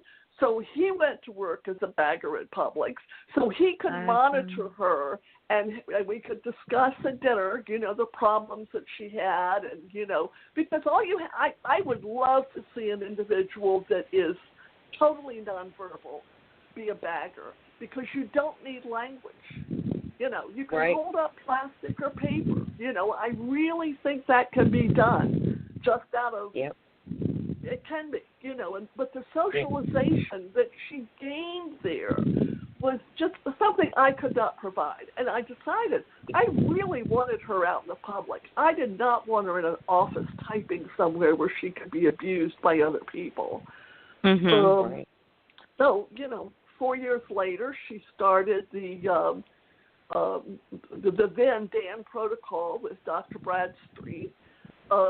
She also got on what's called the Home and Community-Based Medicaid waiver, and what I wanted was 3 hours of language therapy a week. We got into some incredible programs that I do want to discuss. And today she drives. She lives in her own condo. She's had a boyfriend for 9 years. He's her best friend, so she does have a friend. And she loves her life. She's off Social Security. She went off 2 years ago, and she's working 35 hours a week. They won't hire her 40 because she's not manager material. but she loves her life, you know. Amazing. Such an amazing story. Yeah. You have done such an awesome job. You are an inspiration to every parent out there. It's just truly it's a slow process. It's and you know, she's not normal. You know, she still has you know, her IQ is not up to, you know, what Asperger people are, or by any means. But she's happy. She feels good about herself. Yeah. She smiles. It's hard because I feel like even with nonverbal kids, it's like trying to figure out their language. Like with Jasmine, I've noticed lately that she'll come up to me and she'll go, eh, and I'll do it back. Then she'll do it back, and then we'll hold it longer, and she smiles at me the whole time like you're doing what I'm doing, you know, like in her head, you know, like we're communicating somehow. And then, you know, you're there with Jasmine. You can say, Jasmine, Jazzy Boo, and, like, call her name 100 times, and she will never look at you. But if you crow like a rooster, and I know this is probably crazy, but she will come running to you so excited every time. And I told my husband we should have just named her the sound of a rooster crowing because that's what she responds to, you know. But and, you know, whatever works to get her attention is what we do. So you hear us around our house all the time if you're around us and we're crowing, but it's because we're trying to get Jasmine's attention. But those are the light bulb moments I'm talking about. Wow, she got that. You know, she got that. You know, I call those light bulb moments, you know. And when you have them, it's like, it really freaks you out. It freaks you out because you're like, man, I know she's in there. And you know what I mean? And it's so rough knowing she can't just tell me something. Like, I mean, that's so hard because, you know, she should be able to communicate phrases by now and, you know, like whole sentences to me and thoughts and whatnot. And for Jasmine, the most she'll really get is mum, mum, mum, mum, mum, mum, mum, you know, like that's pretty much all she'll do, and she'll just do it jumping over and over again, and she stays up jumping all night long. And, you know, I mean, she doesn't want to look at you unless you crow, I swear. That's when you get that big old smile and, you know, whatever. But other than that, like, she really, it's, you know, it's just, I mean, there's not much. She doesn't want you to mess with her. She wants to do her own thing, and, you know, you're in her way pretty much. Well, she's in her own world. She's in her own world, and that's kind of what I was saying when I was homeschooled. I almost had to go into her world. I had to sit. I had to slow down. I had to let her. Do you have any advice for me, Ann, when it comes to her sister? Or her sister, Jasmine's 19 months, but her sister is 3. And her sister is very angry that Jasmine does not respond to her, does not react, does not want to play. Like, she gets violent to her because of this. And I have to keep them separated. If I do try to let them play together, I have to be right on top of things. Or Lily will literally punch her, kick her, push her down if she doesn't pay attention to her. And, you know, I've never seen anything like it. So, yeah, Robin would kick her sister. One sister in particular, Karen, did nothing wrong. And I had beanbag chairs in the family room, and Robin would go up to Karen all the time and kick her. You know, fortunately, my kids were more 6 and 8 when Robin was born, so they were a little bit older. But it was very confusing to them because, but she was always like that. You know, the first month, I have videos of them playing with her and holding her, and you know, we were so excited when she was born as a family. And then after that first month, when she screamed all the time, so Pam and Karen would go to their bedrooms, you know, because they didn't want to be around her when they were screaming, which was really sad, you know. When we started the diet, the Feingold diet, I brought them. They could see that her behavior was better controlled, so we all went on the diet. And they learned the diet, too. And they would get mad at me if Robin's behavior was off because I had fed her something wrong. So Robin became more of a project for the family rather than just me and Robin. I brought the girls in to help me help her be better.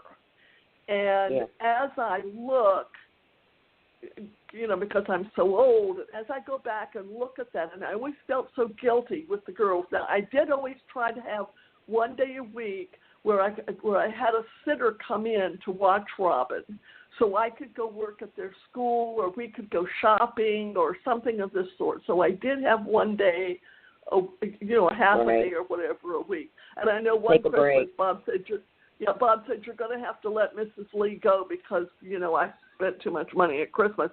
I said, we'll eat beans first. Mrs. Lee isn't going anywhere, because that was my sanity too, Right. So to try more to of us mothers need that. Anybody out there listening, help your wives out in that way, because like for me, Lindsay, I don't get that ever. Like Jasmine, even like I love her grandparents, but they'll take Lily and they won't take Jasmine. Jasmine's always with me 24/7, no matter what happens. It is, they just don't know how to deal with her. They're old school and they've never seen anything like her. And her pawpaw almost seems like he's in denial anything's wrong with her, but he doesn't want anything to do with her at the same time. And Lily's always up underneath him. So, it's kind of sad for me, because I feel like my poor child's being gypped of even the other parts of the family spending time with her, because she's so different and nobody wants to acclimate to be able to deal with it. It's just, okay, well, that's on that department, I asked my mother to watch Robin one day so we could take Pam and Karen to King's Dominion for a day, and she said no. So I never asked her again. They couldn't watch her. Bob would take off from work for a week. This is how we spent our vacations. Bob would take off for work for a week. He would watch the kids, and I would go visit a friend to get away from him, or to get away from Robin, because that was the only way, sanity-wise, we could deal with it. People look at her today, and they say, and we all know this syndrome with parents with autism. No offense intended, people that are listening. My child's worse than your child. Oh, no. My child could never do that because my child's so much worse than your child. I know some children are worse than others. I know some can't do. I know. But we have to all try to get them at the next level, whatever the next level is. Yeah. That's right. To me, the bottom line, which is really scary, is inappropriate behavior is unacceptable in society. And you have to absorb that. Inappropriate behavior is unacceptable in society. A lot of people say, well, people have to accept my child. No. Your child has got to be able to live. If your child's going to be in the community, they've got to learn to be able to function in the community. Now, with Robin, she could function as long as she was right by my side. That was functioning for her, whatever it is. I was in the nail salon with Robin the other day, a couple of weeks ago, and Robin was getting her nails done. I couldn't afford to do both, so guess who got their nails done? So I'm sitting there waiting for her because we've got someplace to go. And there's a woman in there with two young kids, and one of them's behavior is off the wall. And she was beautiful. I mean, she looked so perfect. She had beautiful blonde hair, makeup was perfect and everything, but this kid was wild. And, of course, it's a very tight area. And she said, my other son's getting his toenails done. I couldn't get this one in the chair. And so he was being very disruptive. So she took him outside, and then she brought him back in. And she said, I apologize. And I said, I know. And she said, well, he has autism. I said, I know. And I said, see that girl sitting right there? I said, she has autism too. She just started crying. I said, take it one day at a time. It's like an alcoholic. Take it one day at a time. I said, what are you doing for the gut? Because the gut's my main thing, and diet. And she said, well, I'm getting ready to make an appointment with such and such. And I said, that's a good idea.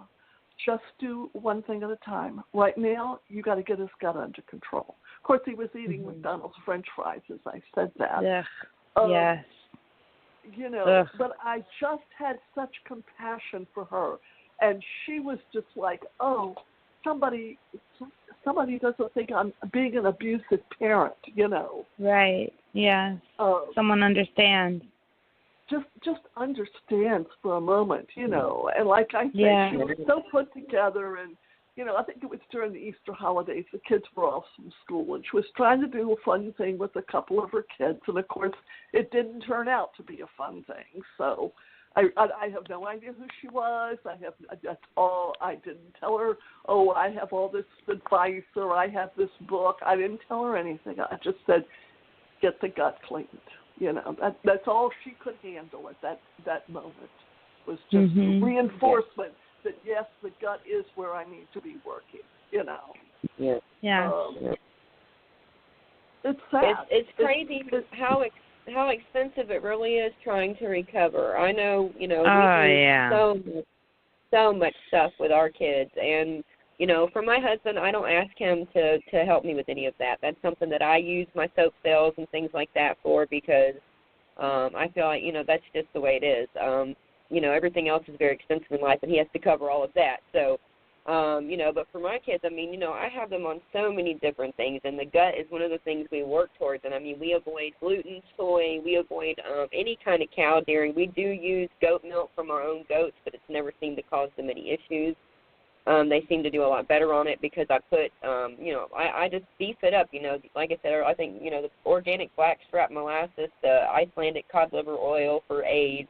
Omegas, I use this omega-3 oil that's got all kinds of the, omegas in it, and the B's, and then I've got, I do C, D3, even a little bit of maple syrup just to help it, a little taste and a little bit of sweetness naturally.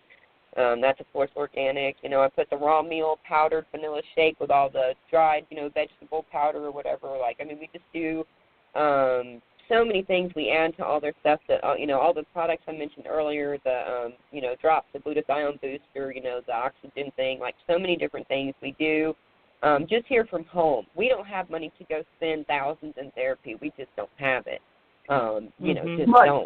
And even if we did, I don't know that my husband would ever even agree to anything like that anyway. He doesn't like people in their personal space. He doesn't like, he's just one of those people. He's a very private man, and he would not want therapy, people all up in my home and things like that. That's just how he is. And so, it's one of those things where it's on me, and I know that. And it's a very scary thing to have on your shoulders to try to recover a child on your own. But that's why it's amazing to have such a wealth of friends, like you, like people out there who have been there, who have done that, who have, all these wonderful things to share. Because, since I've started meeting everybody, now she's on probiotics, she's on magnesium, she's on, just so many other things we've added that we wouldn't have known. I do my own bone broth from home because she has leaky gut, trying to help, fix that. We just do so many things, differently here. Our meat is from our animals, our eggs, everything we do is pretty much from the farm. We try, if we don't have it, we buy it organic. If you can't find it organic, we try to find it somewhere locally from, someone around us. We just try really hard to make sure we're not adding to the problem, Well, to me, a couple of the things that my husband's mother died, and my mother died because his father had died earlier, and they left us a little bit of money, and that's what I did with it, because we didn't have the money either, and of course we're retired now, so don't even go there. Because we have to support her a little bit now that she's not on Social Security anymore. But that was a goal of mine, was for her to go off, and she feels so much better, too, so people wouldn't look at her differently in the store. When she was working at Publix, she would be an equal with the other employees instead of, oh, she's special, she gets this, she gets that. But one of the biggest things that people do need to do research on is that glutathione. That made major differences in Robin. Now, she was getting it to begin with intravenously. But that and the vitamin D, some of the things, you just have to be open to the medical professionals say you don't need vitamins. Well, our kids don't hold I'm thoroughly convinced our kids don't hold the vitamins in their bodies like normal people do. Right. You know, and so she's got a regimen that, just like what you were talking about, that you wouldn't believe. And since Dr. Bradstreet died, I have nobody to sign that prescription anymore. So I took her to her GP last week and said, you know, would you mind signing this so it'd make me look a little legal? And I had put prescribed by the late Dr. Bradstreet so he wouldn't feel liable for it. He said, I will do it. He said, I'll do anything you want. What do you need? And I thought, God bless you. You know, it's just such a relief to know that you've got a doctor that you're not fighting with, you know. Yes, yes. That, Mary Jane Gidry is somebody that I think was just telling me yesterday about the same stuff she was getting from Dr. Bradstreet as well, and had a very hard time finding it after he passed away. So kind of crazy to hear about it 2 days ago. She is it GM? I don't even know how to remember. GCMAF. Yeah. Yes, there's a lot. Robin was on that for like 8 months. Okay. And actually, her Nagalese levels were 3.5, and they should be 1. And she had already had a cancer on her leg where the shots were given from the aluminum. So with her Nagalese levels being so high, he wanted her to go ahead and stay on it just for the protection for the cancer. Right. So we did that because we could, you know. But she had cancer at the injection site, and he said, and it's a very rare cancer, of course. And it's the word is so long, I can't even tell you what it is. But I feel like, you know, Murphy's Law is just on my shoulder at all times. Like I said, the lawnmower guy is going out front of our condo, so I'm in the laundry room. Hey, my radio room is in the laundry. Like down this, my house has this long strip that's this tiny little concrete room somebody did. You know, just a long wall with one hole in it, and they managed to fit a giant deep freezer in here somehow. I think that was in, and then they closed it in. And then a washer and dryer all next to each other, and then the heat thing, what do you call it, the water heater. And it's all right here, and then my husband closed in this little, you know, 10 by 4 foot space for me, and, you know, foamed all my walls up and put me an LED light in here and some outlets for my coffee maker and my computer, and, you know, we call it Mama's radio room. But it's nice because it's so quiet in here, and it's my only peaceful place in my whole house, so it's nice to have this little room. But, yeah, it's, you know. It's funny, you know, it's funny. We have moved into a condo because, you know, we're getting older, so we're looking, you know, at a whole different subject that we haven't even talked about. I'm 77, my husband's 79. So we're looking at, you know, what's going to happen when we're not here, because she definitely does need a support system, you know. Right. But so we live like 3 blocks from her in the same condo subdivision these days. So she is our long-term health insurance. So if I become invalid, something of that sort, it's called payback time. It's one of the things that angers me the most is that they create these children. They really change the lives and create the children's lives to be this way, but then they don't have the proper care out there. You know, once they've done the damage, you just can't ever really find exactly the care that you need. And I don't mean to be a butthole about that. I know there are a lot of good people out there helping out, and I'm not saying there isn't, but I mean, to me, it just seems like, I mean, I hear so many stories where, I mean, the schools just don't measure up. The people they have there a lot of times even end up being mean to autistic children because they just get set up because they don't know how to deal with it. And, you know, I mean, that's the scariest thing I have ever thought about would be, I mean, I've seen kids being electrocuted at school before. Like, what the beep? You know what I'm saying? This is so frustrating to me. I mean, it's insane. It's like, how can you rationalize that way of thinking? This is a person who's been injured, who is severely damaged, and you're freaking shocking I'm like, I don't know. Well, I let me tell you what Florida has, and a few of the other states do, and it's something that all parents need to fight for. Florida has, for adults, what's called the Home and Community-Based Waiver. It is Medicaid. It's separate from Social Security.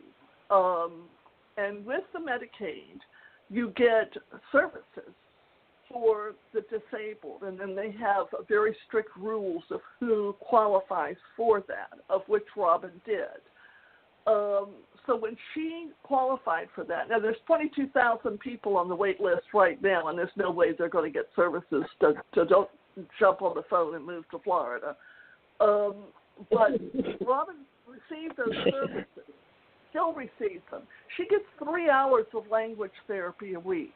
That's what I wanted was the therapy, so she could learn to communicate. You know, I'm thinking about when I die, how she's gonna make it in this world, and I don't want her in a group home. Robin would never get along with anybody in a group home. You know, she loves herself best of all.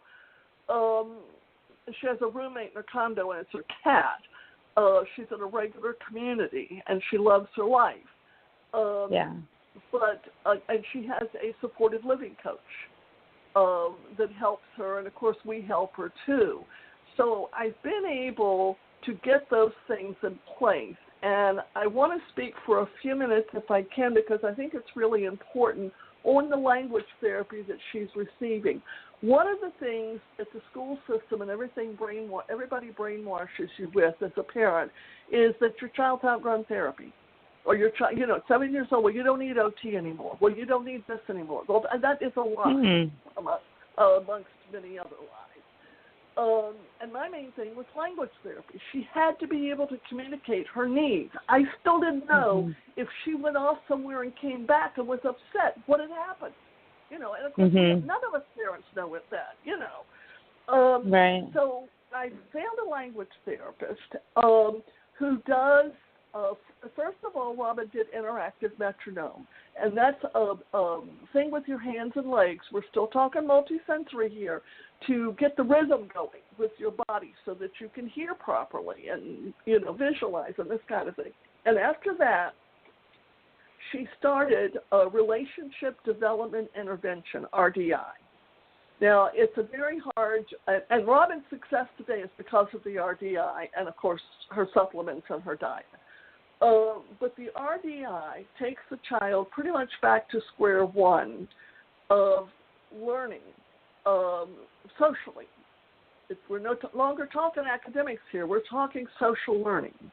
And I have on my website some samples of YouTubes with her learning. And but there's a lot on YouTube, and you really need to look at it, because what it is, with the children with autism and probably ADHD and some other things, you can't say to them, you take out the trash while I dry these dishes. Okay?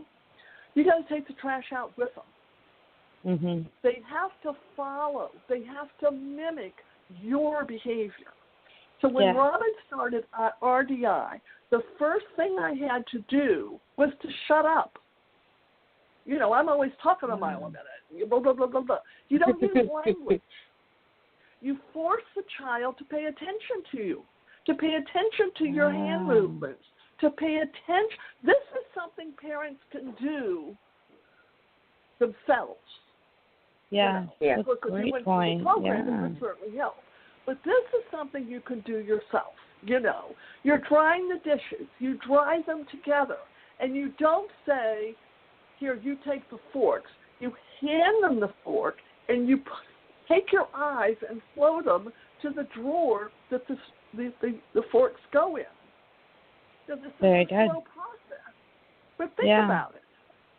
Yeah, that makes perfect sense. That's what you want. And I have some videos on there. Bob's washing the car with her because you got to do things that the kids are interested in. I'm working with her with knives. People will look at this and say, my God, I'd never get my kid a knife. But that's where Robin was at. We're making a salad. She has to copy me on exactly what I put on that plate. And in the beginning of the video, she is automatically going up to open the door to do different things. And I take my hand, no, and point to where she needs to pay attention, no words. And then she falls into line, and she follows me. Mhm. And that takes a lot of work, but that's what parents need to be working on. Because those are the social cues. That's how you get them to look at you when you're trying to say something, to look at your face, to look at your fingers. So you're the one that has to be nonverbal, because they're so used to you talking all the time, they just tune it out. Mm-hmm. And a couple of other kids that did that too, actually, you know. I have a husband that does that sometimes, but for the child with mine does that all the time. Yeah, for the child with autism, I just think this is an awesome program. And Robin has been in this for over 5 years. And one of the things our chiropractor has us doing is spinning Jazzy's arms, like taking turns between left and right and her legs and just spinning them in circles.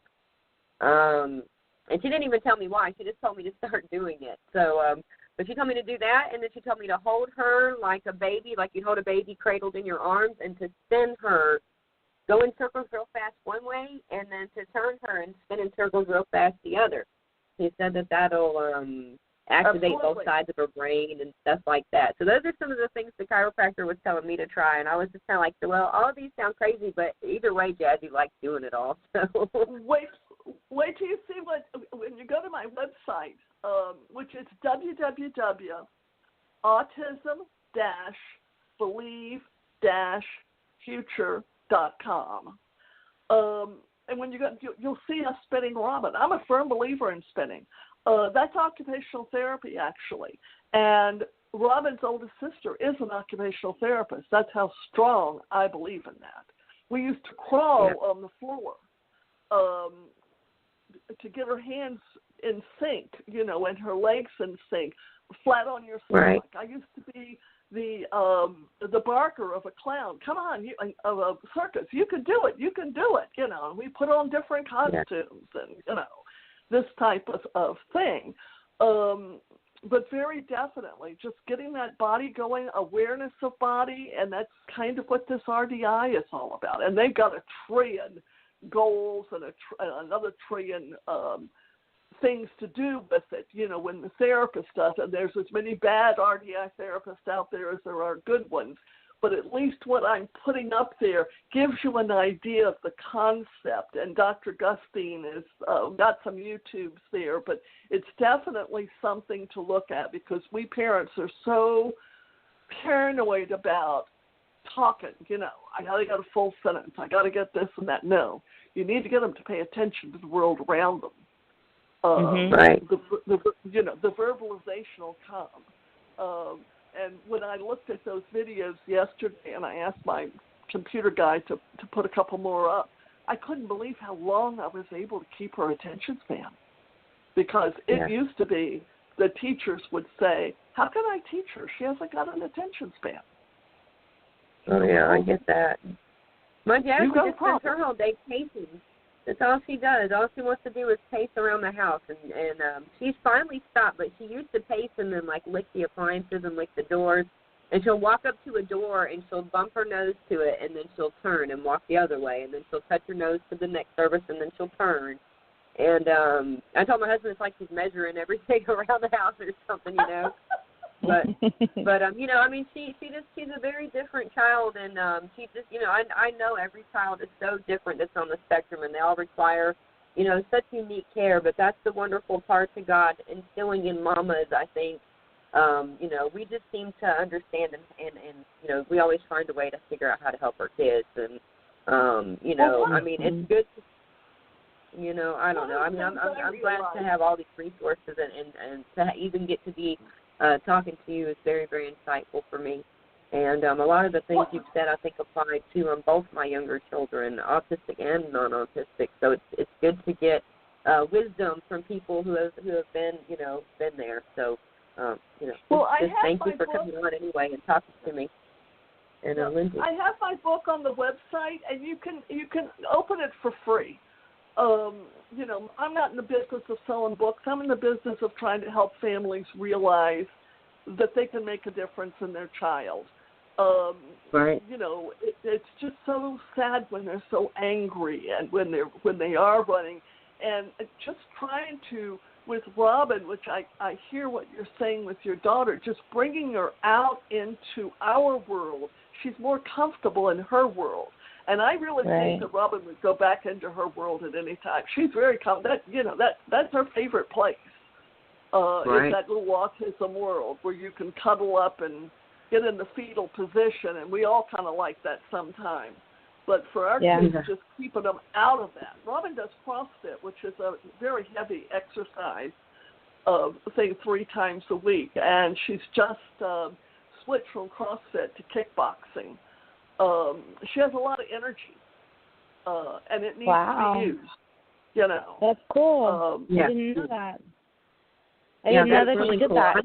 Very cool. I'm trying to find ways to use up Jazzy's energy. I get that completely because she spends so much of her, and she's getting to where she slaps with her right hand, and she slaps hard. I mean, for a scrawny little baby, that girl can knock you a good one. And she does that, like she'll hit my. Okay, good idea. That's a good idea because she'll literally, when you're holding her, she'll just start slapping you in the chest, and it's like, oh my goodness, girl. Oh, man. Yeah, she beats me up now. And she's so little. It's like, oh, Lord, I could just see when you're a teenager. This is going to be crazy. Man. But she's tiny. Yes, and she has some major strength. It's weird because seriously, she has no muscle mass whatsoever. And she is strong as all get out. It's like, how in the world? Yeah.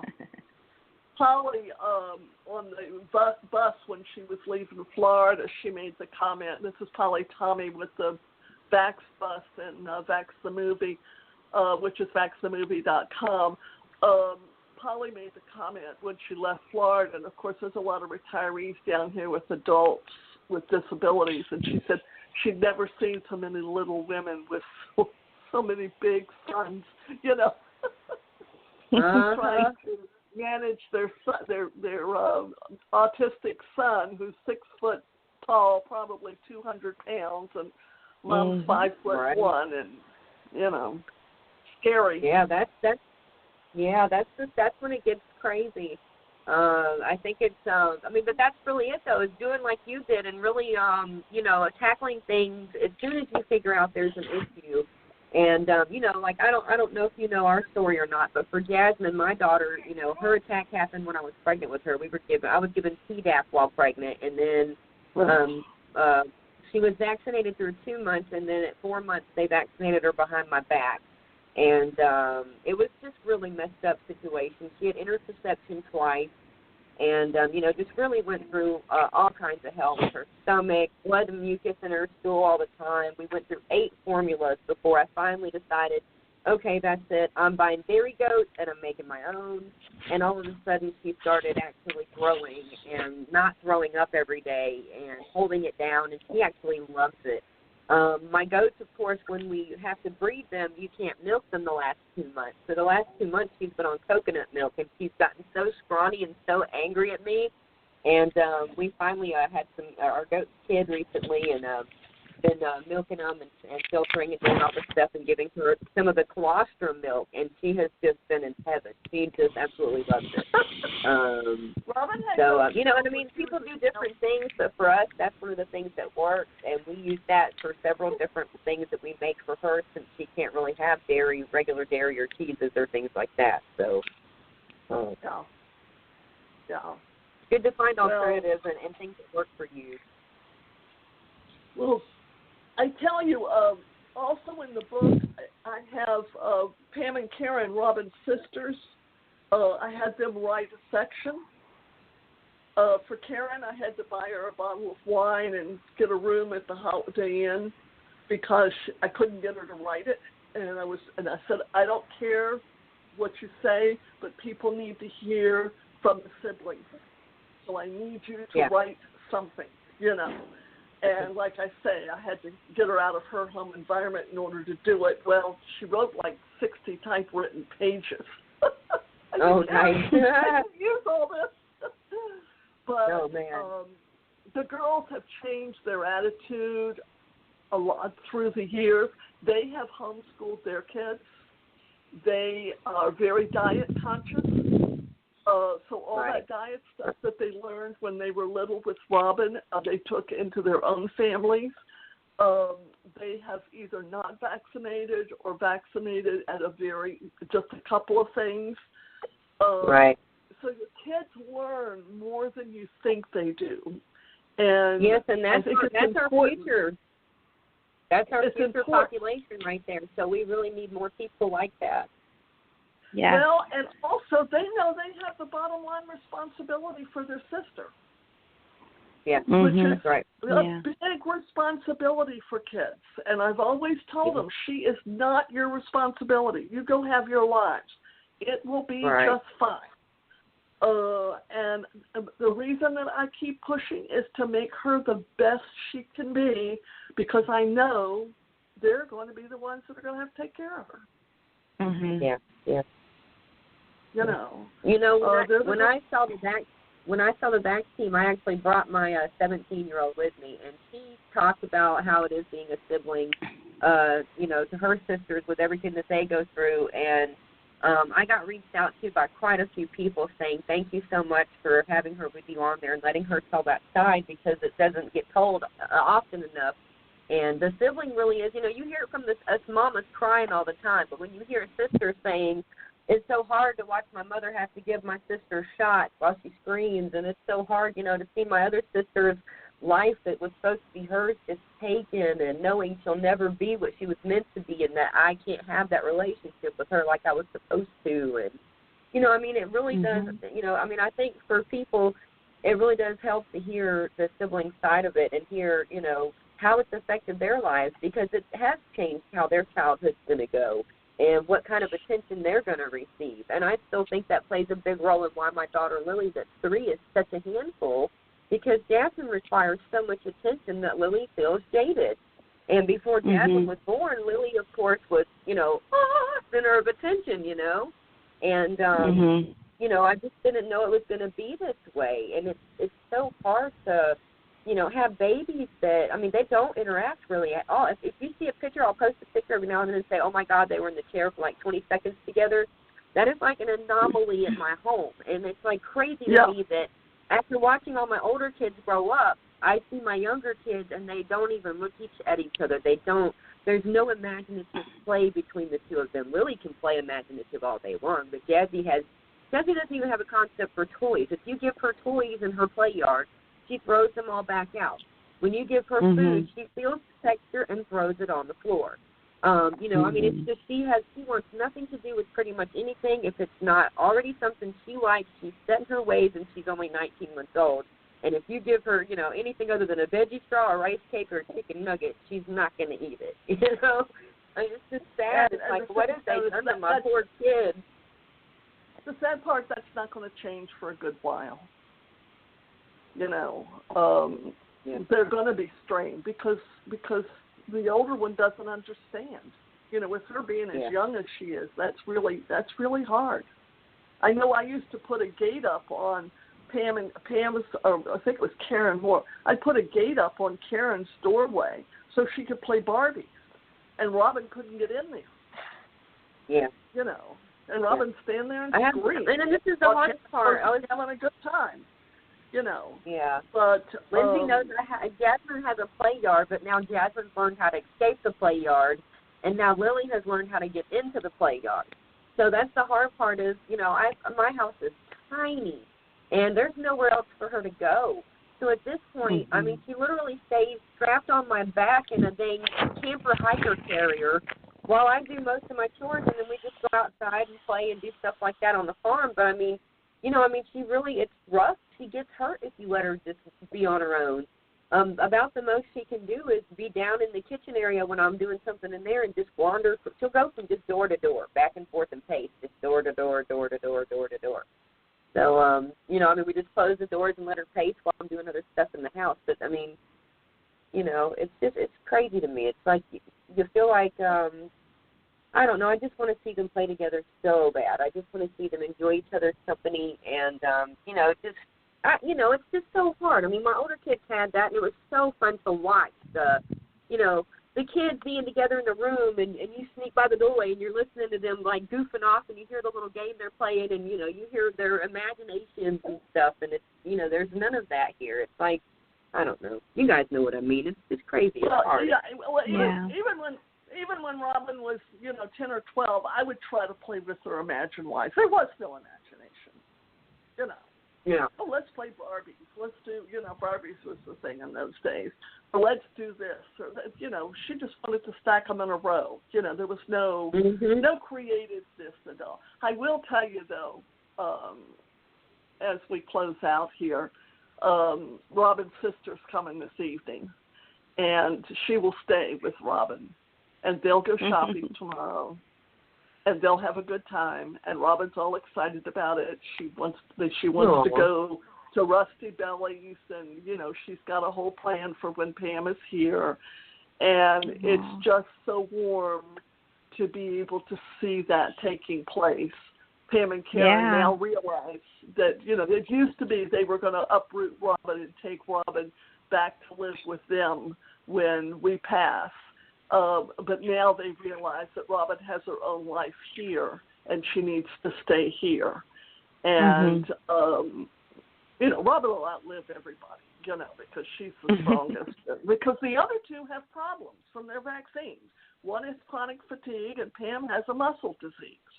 So they're still dealing with lifelong things that they have. And part of this vax movement, I have realized that that's why they are like they are today. Pam neither one of them can hold a full-time job, of which they desperately want to do. They're both, have got fields that they wanted to go into, but they don't have the strength or whatever to do it.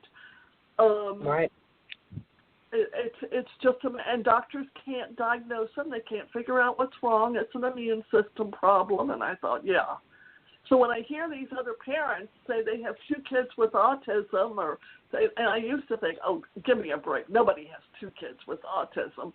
And I realized they do. Whole families are affected. And probably one of the most important and the most guilty things that I feel is that I wasn't more sensitive to their health needs when they were growing up.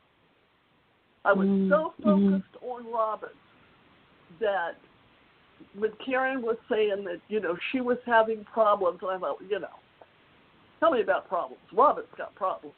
And that was, if I feel guilty about anything, it's that.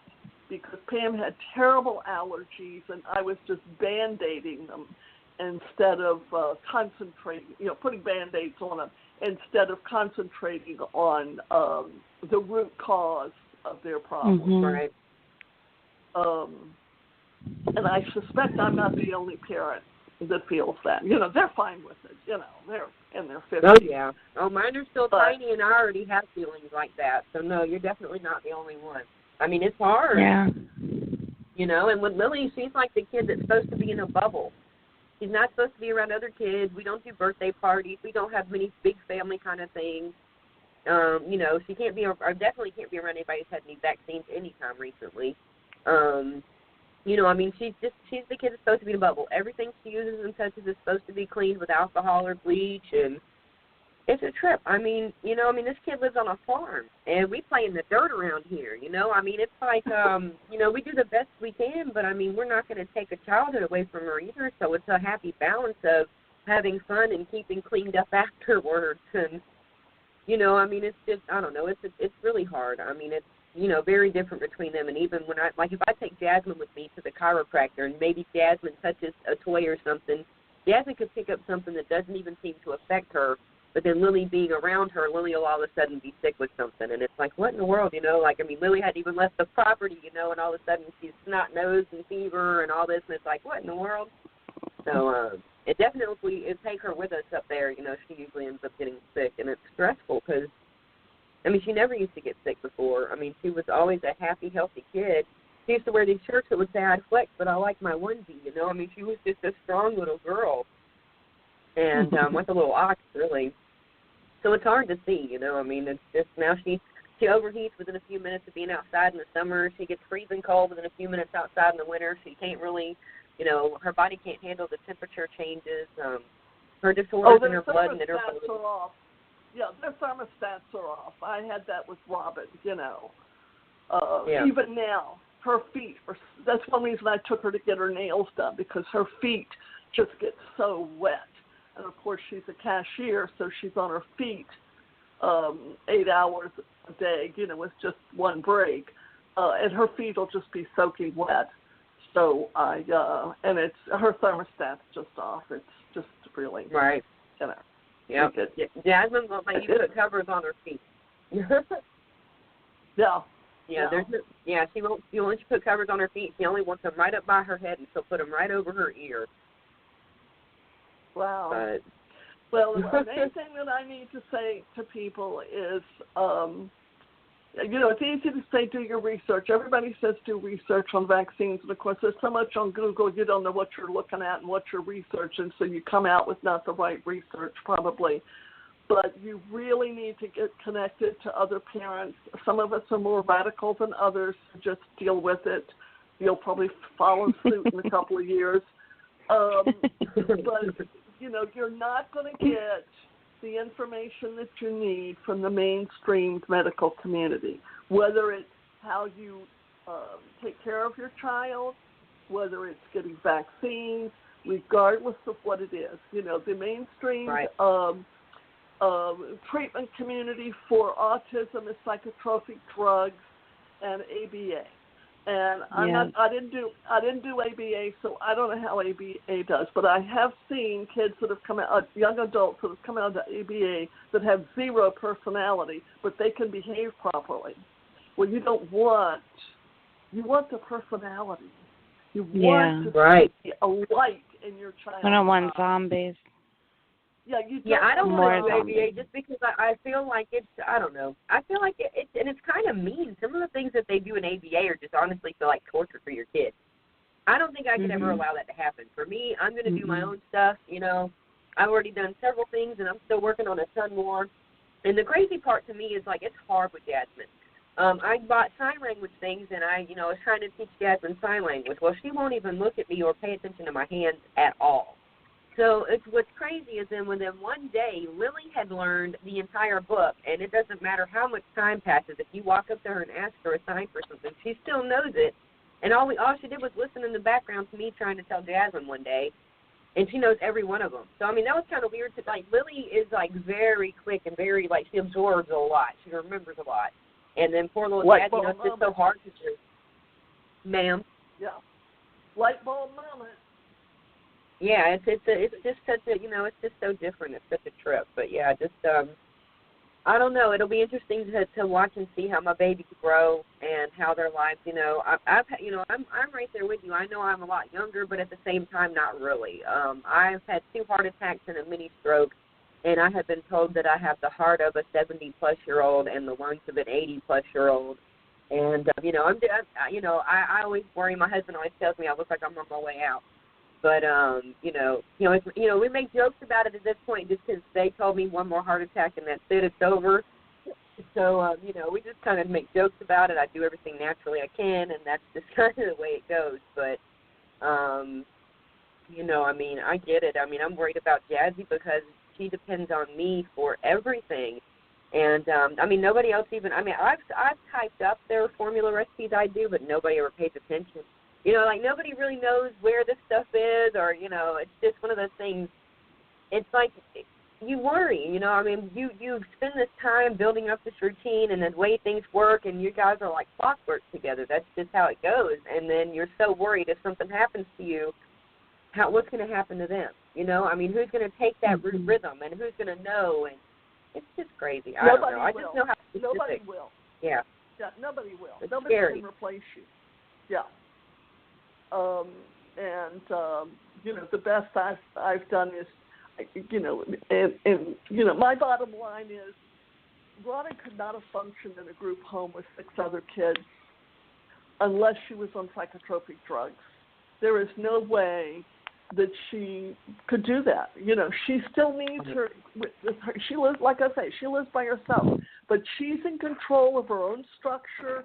She's in control of her own consistency. Like this morning, she had to go to the chiropractor, but she also had to go to work early. And so I said, well, you know, she said, well, I'm not going to have time to eat lunch because I have to go straight to work after the chiropractor. And I said, well, how do you think we can work this out, you know? And she said, I'll go to the chiropractor early. And I said, good idea, you know, because she can drive it. And, you know, to be able to make those decisions, but it's at her pace. It's still at her pace.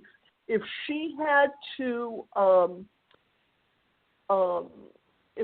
conform to the world's pace, she would not be able to survive. But since she's in her own condo with her own cat, who also happens to have autism, because he's learned from her, she's in control of her world and her environment, and that's how she can deal with it. You know, she certainly can flow a lot at this stage, but you know, and her hours change every week, so it's not like she's not used to, you know, that kind of thing. But for her, it's working. But I just couldn't see. In fact, the book is the book Autism-Believe in the Future from Infancy to Independence is what it's called. And the book is, Robin's language therapist had said to me, you need to write a book, because she wanted it for a lot of people that she works with. And she has an agency type thing. And I've said, you know, the Lord will tell me when it's time to write my book. And, you know, Robin's not married and off having 3 kids, what we consider as being normal. So what do I have to contribute to the world, you know? And a dear friend of mine that I was working with on a committee that I was on for the state at the time had a child with severe autism that's in a group home and on psychotropic drugs. And I had seen him the week before because he had come up here to Tampa. And he said, I'm so worried about Roger. Said he came home for the weekend and he didn't even want to go in the pool, and he was lethargic and he was this and that. Roger died 4 days later. Oh, my. From overdose of psychotropic drugs that were prescribed by one psychiatrist. Oh, my gosh. Oh, my gosh. 34 years old. Was 34 years old. And when Bob called me and said that Roger had died, my Bob and I immediately got in the car and went down there for the funeral. And on the way home, the Lord told me it's time to write your book, because I don't want to see that happening to other kids. Yeah. Right. And that's what the state is going to do with our kids. Yes. Yep. This is the serious thing, though. I mean, people are not getting out there doing as much as they could be, and I get angry about it. Because, I mean, I try to talk to everybody. I write letters. I handwrite letters. You know, I mean, it's really important to talk to as many people as you can, especially people who may be able to make a difference, even on your state kind of level. Because if everybody starts doing it on their own state kind of level, and we got that happening in all 50 states, things will happen. I mean, you know, it just it's so frustrating. And I mean, I'm not trying to be a butthole, but there's too many people who just do this stuff from home. You have got to tell people, you've got to get out there. You have to. I mean, I'm so sorry. I get so old I can say it, but it's just the way it is. Like, I feel like I have to tell people that every week on the show, you know, you cannot be too prideful. You cannot be too scared. I mean, get out there, tell the people, young and old, you know, it's affecting every age range. Don't just aim for the pregnant mothers and all that stuff. Aim for everyone. I talk to everyone from, you know, baby mama, pregnant women, all the way up to, you know, someone who is in their senior citizen, older years, because they are getting vaccinated as well, and it is killing. Oh, yeah. One of the They're getting targeted with that flu shot. And they keep targeting their elderly with that. Yeah, yep. One of the things that I learned early on is you can only do one thing at a time, because if you do 4 or 5 different things, you're doing 4 or 5 different things and not accomplishing anything. The state of Florida, getting back to that because that's where I am, we have, which are governor appointed, which I think every state should have, family care councils. And the Family Care Council is made up of individuals with disabilities and parents. and they advised the state. And, of course, when I found out about that, I said, I want to be on it. And I was on it, and that's how I met Bob, whose son died. I was on it for like 7 or 8 years, trying to make improvements in the services that people got in Florida. And you need to get in there and find out what laws are in your state, what needs to be changed. There is a population of autism people coming, guys. And if they're not meeting meeting their needs in the school system, and if your child is in the school system, that's where you need to be. But by golly, when they become an adult, you got to pick your bootstraps up and start over again. Another mother and I started a social group. I did not want to go nonprofit because that takes too much time, and then you got to have a director, and then you got to have money. I'm not interested in money at this point. I'm interested in helping the kids. And so we called it Mainstreamed Adult Singles at Home. So Denise and I started this group. So we've got 10 young adults, and we didn't care what the disability was. We've got people that have mental health issues. We don't care what your disability is. And they help each other. Well, the most social person in that group was a girl with Down syndrome. So what do we do with the group? So then you think, okay, now what do we do? So we went to the YMCA. And we said, knowing the Section 504 of the whatever Rehabilitation Act, they have to meet the needs of our kids. So we went to the YMCA and we said, we have 10 kids. We brought them a gift because they didn't have to go out and create the group. And they said, yes. I said, we want something on Friday nights. They have nothing to do, and it's normal that kids go out on Friday night, young adults. This is 15 years ago we did it. Parents have to take the kids. There are no buses. There are no group homes. It is individuals that are living with their parents or living out in the community. And Robin loves it. Those are her friends. And parents, and I'm not bragging, I'm saying you got to see, okay, my child needs this. Okay, how can I make that happen? Find another friend. Right. In fact, Denise had come to me because her daughter was mental health, and she just graduated from junior college. And Denise says, would Robin like to be her daughter's roommate? I said, you got to be kidding. Robin needs a friend first. And I said, here's my idea. And I've been thinking about it, and it's still going strong today, and the parents run it. There's no government funds. There's no transportation that's paid for. You don't wait for somebody else to do something. You go out and do it yourself. Yes. Yeah. That's a whole ball game. That's a whole bandwagon I can get on, but that'd be another 3 hours. Hey, that's my favorite bandwagon to be on. That's the truth right there. You really do have to do it that way. If you cannot find the thing that is something beneficial to your child that's going to help, then you have to find a way to create that. And then lo and behold, all of these other people come out of the woodwork who are looking for the same kind of help. It goes back to all kinds of things in this movement. When we did the detox bath bombs, that's something that was crazy because I created them for my kids. Like, oh, cool, look, babe, I can do this in bath bomb form, and this is so much easier. Once a week, we can bathe them in it. I got it all figured out, and ratios and this and that. And, we started bathing our girls and actually seeing differences. And it was like, wow, this is crazy. And then I was talking to somebody one day in the vaccine re-education group or whatever. They kicked me out. But anyway, I was talking to somebody in there about them, and all of a sudden someone asked for a link, and I said, I can't give a link in here. I know that they don't like that. Well, someone else put a link anyway, and then over 500 parents had commented, and I was just mind-blown. I'm like, oh, my gosh, what a need, this is crazy. Everybody's looking for some way to detox their kids and can't find it or doesn't understand, how to create it themselves or can't afford 15 to 20 ingredients to do this or whatever.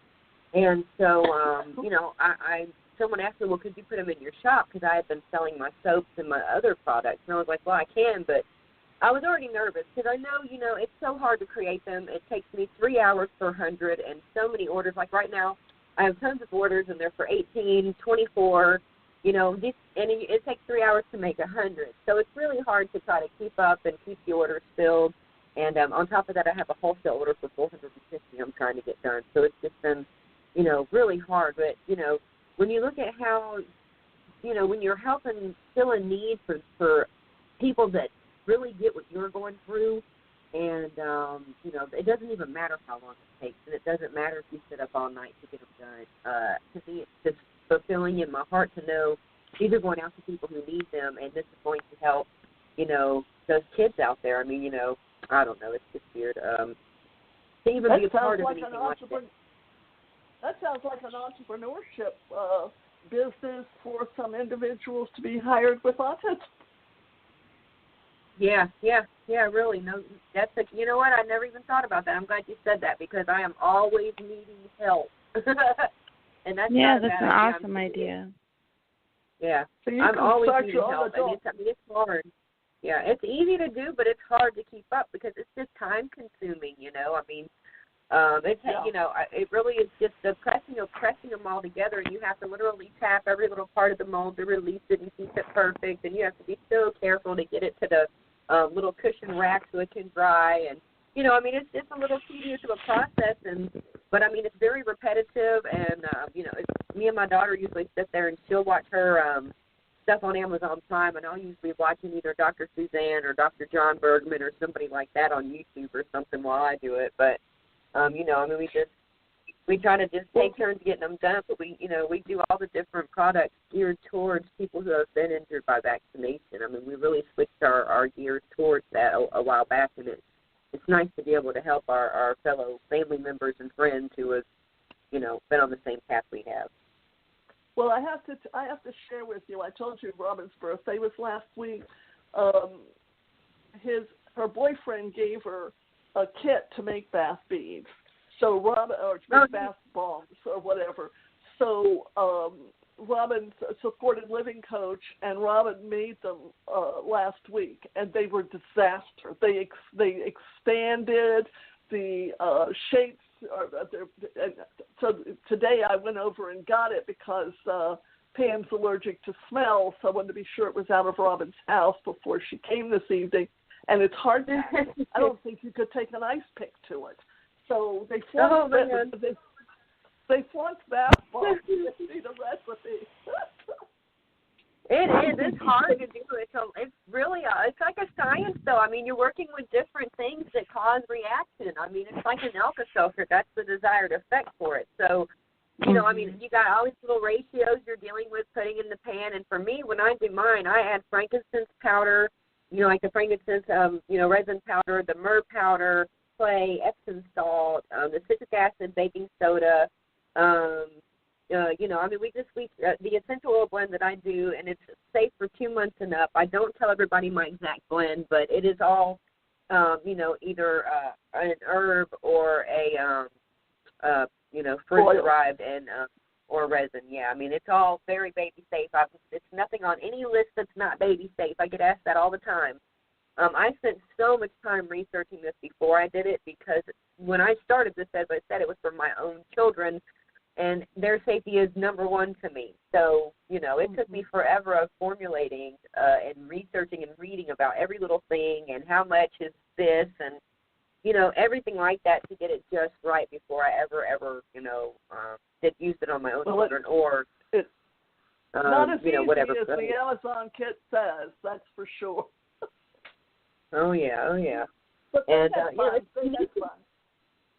it's neat to be able to help people, too. It's one of those things you just don't, you don't realize how much of a need there is until, like I said, one person mentions you. Like right now, someone mentioned my page in Revolution for Vaccine Choice on Facebook. And within 24 hours, we had 300-plus orders. I was like, what in the world am I going to do? I mean, my brain was like, oh, my Lord. I'm used to filling like 20 at a time. I'm like, I'm not going to sleep ever again. It's like, this is insanity. And, but it was so neat to be able to help them. We sent them to Canada, the UK, Samoa. So that was kind of neat. Sending them to Samoa was kind of neat. I was like, wow, we just sent bath bombs to Samoa. That's pretty cool. But, anyway, hey, guys. Ann and Lindsay, we have Sherry Saunders back, so I'm going to bring her in with us, all right? Okay. All right. Hey, guys. Sherry, you're on. All right, I'm back. All right. We got about 20 minutes. Sorry, I had to leave the show, Lynette. I had a scheduled phone call to discuss some of this Alan Phillips, Sharon Brown, and Matthew Phillips situation that we have going on. So I've been working on an independent investigation. Oh, Lord have just mercy. to find out what the hell has been going on for, I'm not going to, I have been working on an investigation for an indeterminate period of time that I have been following leads, and this was another lead.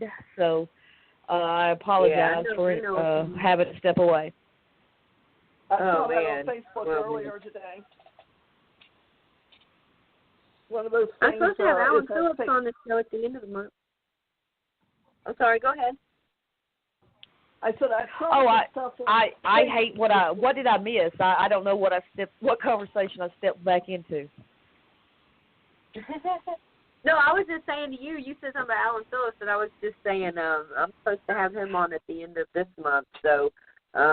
Yes. I think Alan Phillips needs to be heard. I'm glad that you have him on. I think he needs to be heard. There is a problem, but this is not an insurmountable problem. Here's the deal. What people need to understand is how politics work with psychology and sociological experiments that they have been learning to do on us since the First World War. So when they own an issue by controlling both sides of the conversation, there's a pro and there's a con. Well, that's what they've already instilled it in our heads, that there's only a pro and a con. Mm-hmm. Well, the con, that last one, con, should have been your side that you've been lied to, because the pro and the con is usually ran by the same people, paid by the same people, and the agenda is to control the conversation and the outcome of whatever propaganda or whatever rhetoric it is being taught and spoken for. So in this case, I understand it to be this. We have people that speak to us about vaccines, about GMOs, about things that are killing us in our environment. They are paid, literally funded by the exact same people who are going to tell you that vaccines are good, great, everything. You need more. In fact, you need to stop by a CVS and get your vitamin C and a flu vaccine. Great. So they have to control both sides because it's easier for them to control the conversation. What question is asked, what question is answered. In this case, what is being spoken about in the vaccine community in this country and across the world is a conversation that is only leading us to accept a green or a safe vaccine that they're going to fix it and take all the bad stuff out. Well, that's bullshit, because you already had that opportunity and you already told us that these vaccines are safe. So why, after poisoning us for 75 years, should I listen to you that this one right here is going to be great, taste great, less filling for my newborn child? It is always a lie. What they will do is they will control the conversation and its outcome. You will have people that will appear to be telling you the truth for good reasons, when in fact they are there to manipulate you so that you will start to follow them, because it is truth what they're saying. But at some point they're going to also tell you this, that these new vaccines are safe, and you will believe it because you have followed them, you have read their research, you have shared their story. You will not know that face telling you was a wolf in sheep's clothing.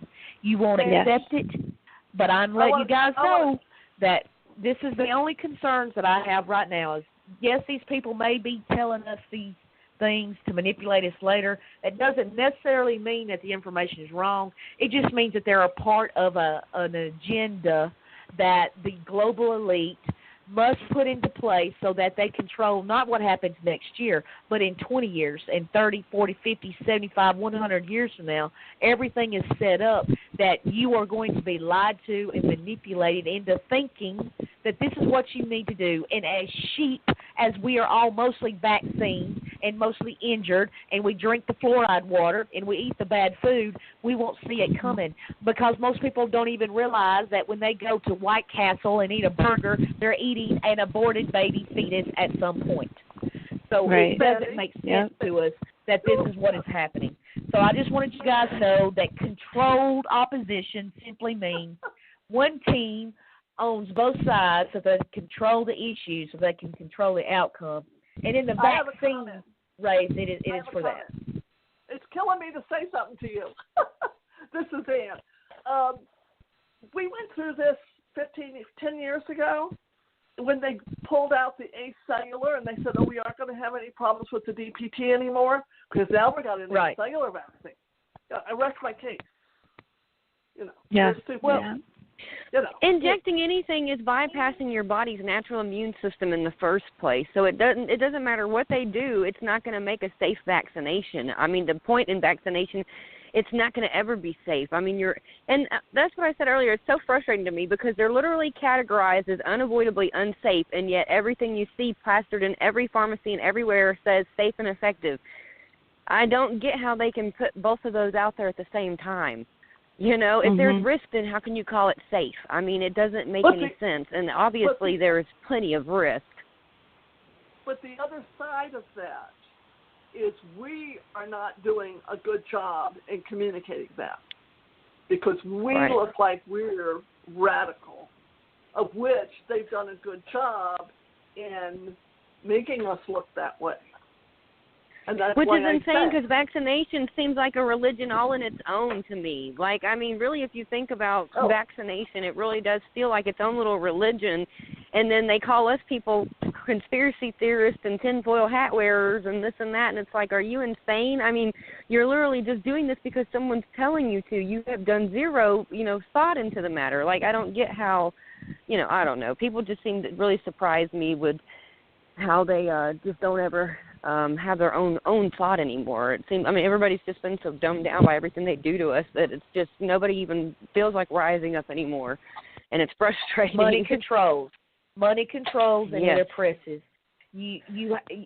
When I work with the homeless, when I started seeing legislation pop up in the last few years to criminalize the use of tiny homes, to make it illegal to build a tiny home or to live in a tiny home, when I saw that legislation, I knew immediately that was to limit our financial resources, because you will be forced now to pay $150,000 for that house when you could have lived smaller, so that you could have spent more money towards your cancer or towards your ALS that you are now afflicted with.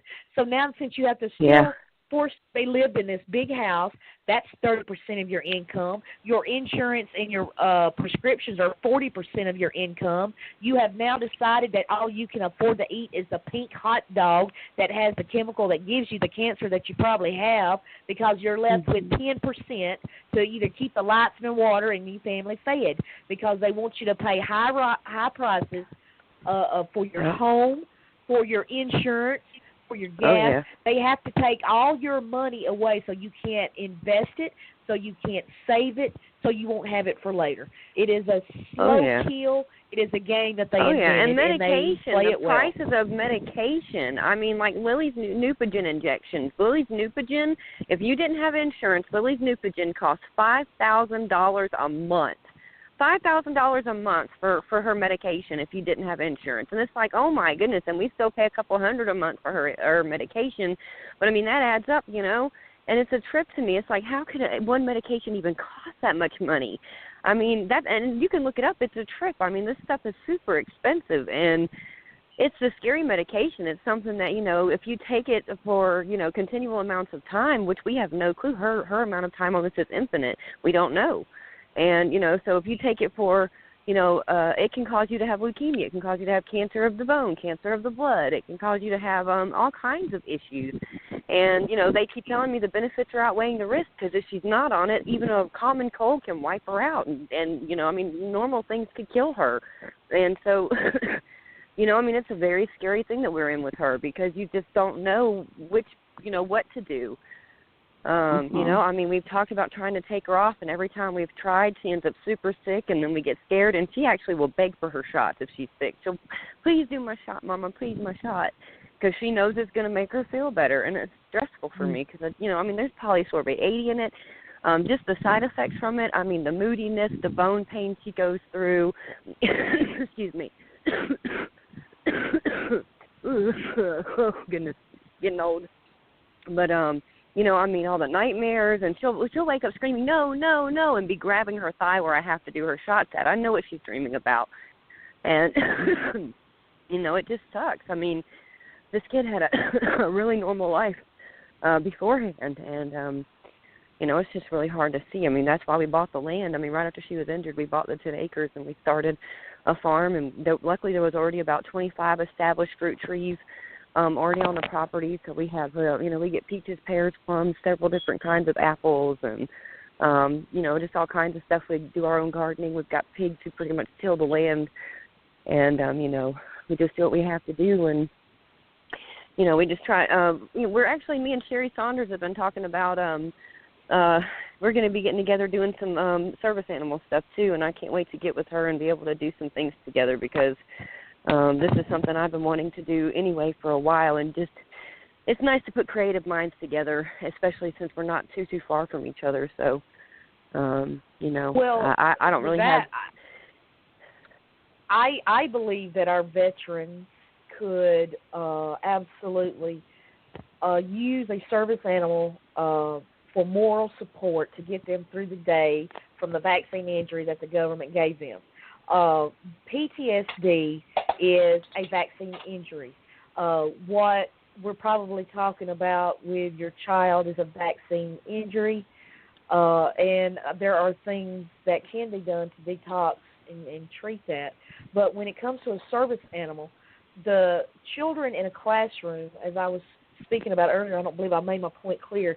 A child with ADHD that is fidgeting and causing disruption to those not yet injured can very simply be allowed to step into either another room, another area, where they can continue their studies. Maybe they go to the back of the classroom where there is a service animal ready to be petted, because that will keep that kid from interrupting the teacher or disrupting the classmates from the message that the teacher is trying to teach. These are simple things that we can do that does not require medication that causes further problems, which is why I took the decisions with family doctor and other things to find other natural substances to treat my son's ADHD, so that I could remove him from the prescription medicines that the pediatrician talked me into after he injured my son with his kindergarten shots. Mm-hmm. So, you know what, and after what you said, just thinking about that too, this could be something as simple as a hamster, a guinea pig, a tortoise. Absolutely. You know, these are very easily handled animals that can be, you know, easily handled by a child. Yeah, I have 3 tortoises animal on lovers my property. on board to rescue. I have 3 tortoises on my property, buddy. I've actually rescued from death at one point or another. That are all actually, so I'm standing here staring at them as they eat a bunch of grass I just threw into their thing. But they had sunken in eyes and just really dehydrated. We found one in Mississippi on the side of the road. We found another one in my husband's grandmother's woods, like it had been attacked by something. And so, yeah, we just ended up with them over time and been taking care of them. And they just recently came out of hibernation, but that's something that I know my kids loved. When Lily was in the hospital, is one of the local zoos had brought a bunch of animals up, and the tortoise was just something she thought was so cool. So, you know, I mean, those simple little things like that, I mean, I have no problem raising things and donating them for those kind of things as well. I mean, we used to have iguanas and hedgehogs and guinea pigs, and we have bunnies now. I mean, we've had all kinds of things like that, and, you know, it's something we've always enjoyed doing. We have, you know, of course, our English Mastiffs and all kinds of kittens and chickens and piggies. And it's just, Lynette knows that we've got a plan for a Miss Piggy. In fact, we've got some plans going, and this is something that I am excited just to be a part of it, Lynette. That's all I can tell you. I'm so happy to be a part of it, sweetie. Me too, and I told my husband, I said, I always talk about you, and I'm like, I got to work with Sherry on something. We're way too close not to be able to do something together, and I just love her, and I love her personality. I'm like you. I'm a big mouth, and I like to get out there. And when you finished your thing in D.C. and you said, my name is Sherry Saunders, I'm from Alabama, you better bring a bigger gun than me. I was watching you with my father-in-law on live stream, and he was just like, I like that girl. I was like, yeah, she's a trip. Oh, man. Well, I was raised up in Coleman County, so the world doesn't know Coleman County, but there's a lot of people in politics that do. So I'm excited to represent my county. I represent them in ways that a lot of people don't even know. And I'm oftentimes negative, but I'm also many times positive. And what I am hoping is that we take this opportunity to work with local agencies that in Coleman County have been affected specifically because Coleman County Board of Education a year and a half ago fired every special ed teacher in Coleman County and hired a temp agency to bring in certificate teachers that had no skill training kids that were autistic or paraplegic or whatever. They fired every teacher. There were 76 people who lost their jobs in Coleman County to save money. So I am affected. My son was affected. My son's school was shut down so that they could save the money from his school, which was a predominantly a school with children with an IEP. It only had 200 students from kindergarten to 6th grade. This school had the top test scores in the county. It also had the most injured kids. They shut my school down, forcing my kid to go to a public school, then fired all of the teachers, leaving my child with nothing. So in response, I am going to, instead of blast Coleman County, they did get rid of the superintendent. He no longer works there. But now we have to fix this problem. And I am hoping that Lynette and I can come up with a strategy that we can show these educators in this county, my county, that these techniques can work to help our children. These techniques will work to help our vaccine-injured adults, our military personnel, and anybody. These are simple things we can do to not have to give these dangerous pills, like these treatments for your child. That has to be horrendous, what you're going through. I can't even imagine. And teachers, be more understanding. Please, teachers, be more understanding. Because I'm telling you, my son Avery had ADHD, and he still does to this day, and he has a form of Tourette's where he has these little tics. And his teacher said that the little tics he does, she had sensitive hearing, and the little tics he does bothers her so bad that she made my son in kindergarten sit in the hallway to do his work. And I would go up there to see what my son was up to and go check on my son because I knew he had hyperactivity issues and he would, cause disruptions. And if I showed up every now and then, he'd kind of calm down and be good. So I show up to check on him, and he's in front of the principal's office in a desk doing his work. And I'm like, son, what are you doing out here? You've been out here almost every single day this week. What is going on? And finally the principal gave me that spiel about how he clicks and she doesn't like it. And I went off. I was insane up in there, It was like, are you kidding me? Like, oh, I was so angry. And it was like, look, my son will have a different teacher starting tomorrow or we're going to have some problems up in here. I don't think so. Her hearing is sensitive. That's why she's treating my son like crap and it ostracizing him from everybody else. I was angry. And so I come the next day, he gets this teacher, and her heart's about as big as Texas, and she loved my son. And she would work with him, and he would get distracted because he finished his work really fast. He's very smart, and he would finish his work way before everybody else. So instead of him being bored and being disruptive, she would give him little puzzles to do. She would find all this extra work for him to do and give him boosts on his, on his grades and things. And she would work with my son to where he was not a disruption. Instead, he was actually thriving for the first time. And it was like, this is what I'm talking about. People like her going above and beyond, understanding that he just needs a little bit different kind of help. And, it's just frustrating that there are even teachers out there who just literally over a tick he cannot control would kick him out of a classroom. But that's really some of the things you actually do end up coming across. But, hey, everybody, we've got about we've got about a minute left on the show. So, Ann, if you don't mind, would you please go ahead and tell everybody your website again? www.autism-believe-future.com. Autism-Believe-future.com. Dashes in between the words. And the book is Autism-Believe in the Future, From Infancy to Independence. Well, I'll definitely be getting your book. I wish I had known beforehand that you had a book. It's been such a crazy week, I haven't even had much time to even focus. I was kind of glad that Lindsay had... And it's free. It's on the website, and it's free. It's right... Awesome. Well, I'll definitely be reading it. The book here. So awesome. I'm excited to get it. Give you an idea. Okay. All right, awesome. Well, good luck. Thank you for being on with us today, and thank you, Sherry, for calling in. As always, you're awesome, and you know I love you, woman. And Lindsay, you already know, woman. All right, ladies. But, we'll be back next Monday, everybody. So listen in. This is Forsaken Generation with Lynette Marie Barron and Lindsay Anderson Morgan. So peace out, everybody. Talk to y'all next Monday. Bye. Bye.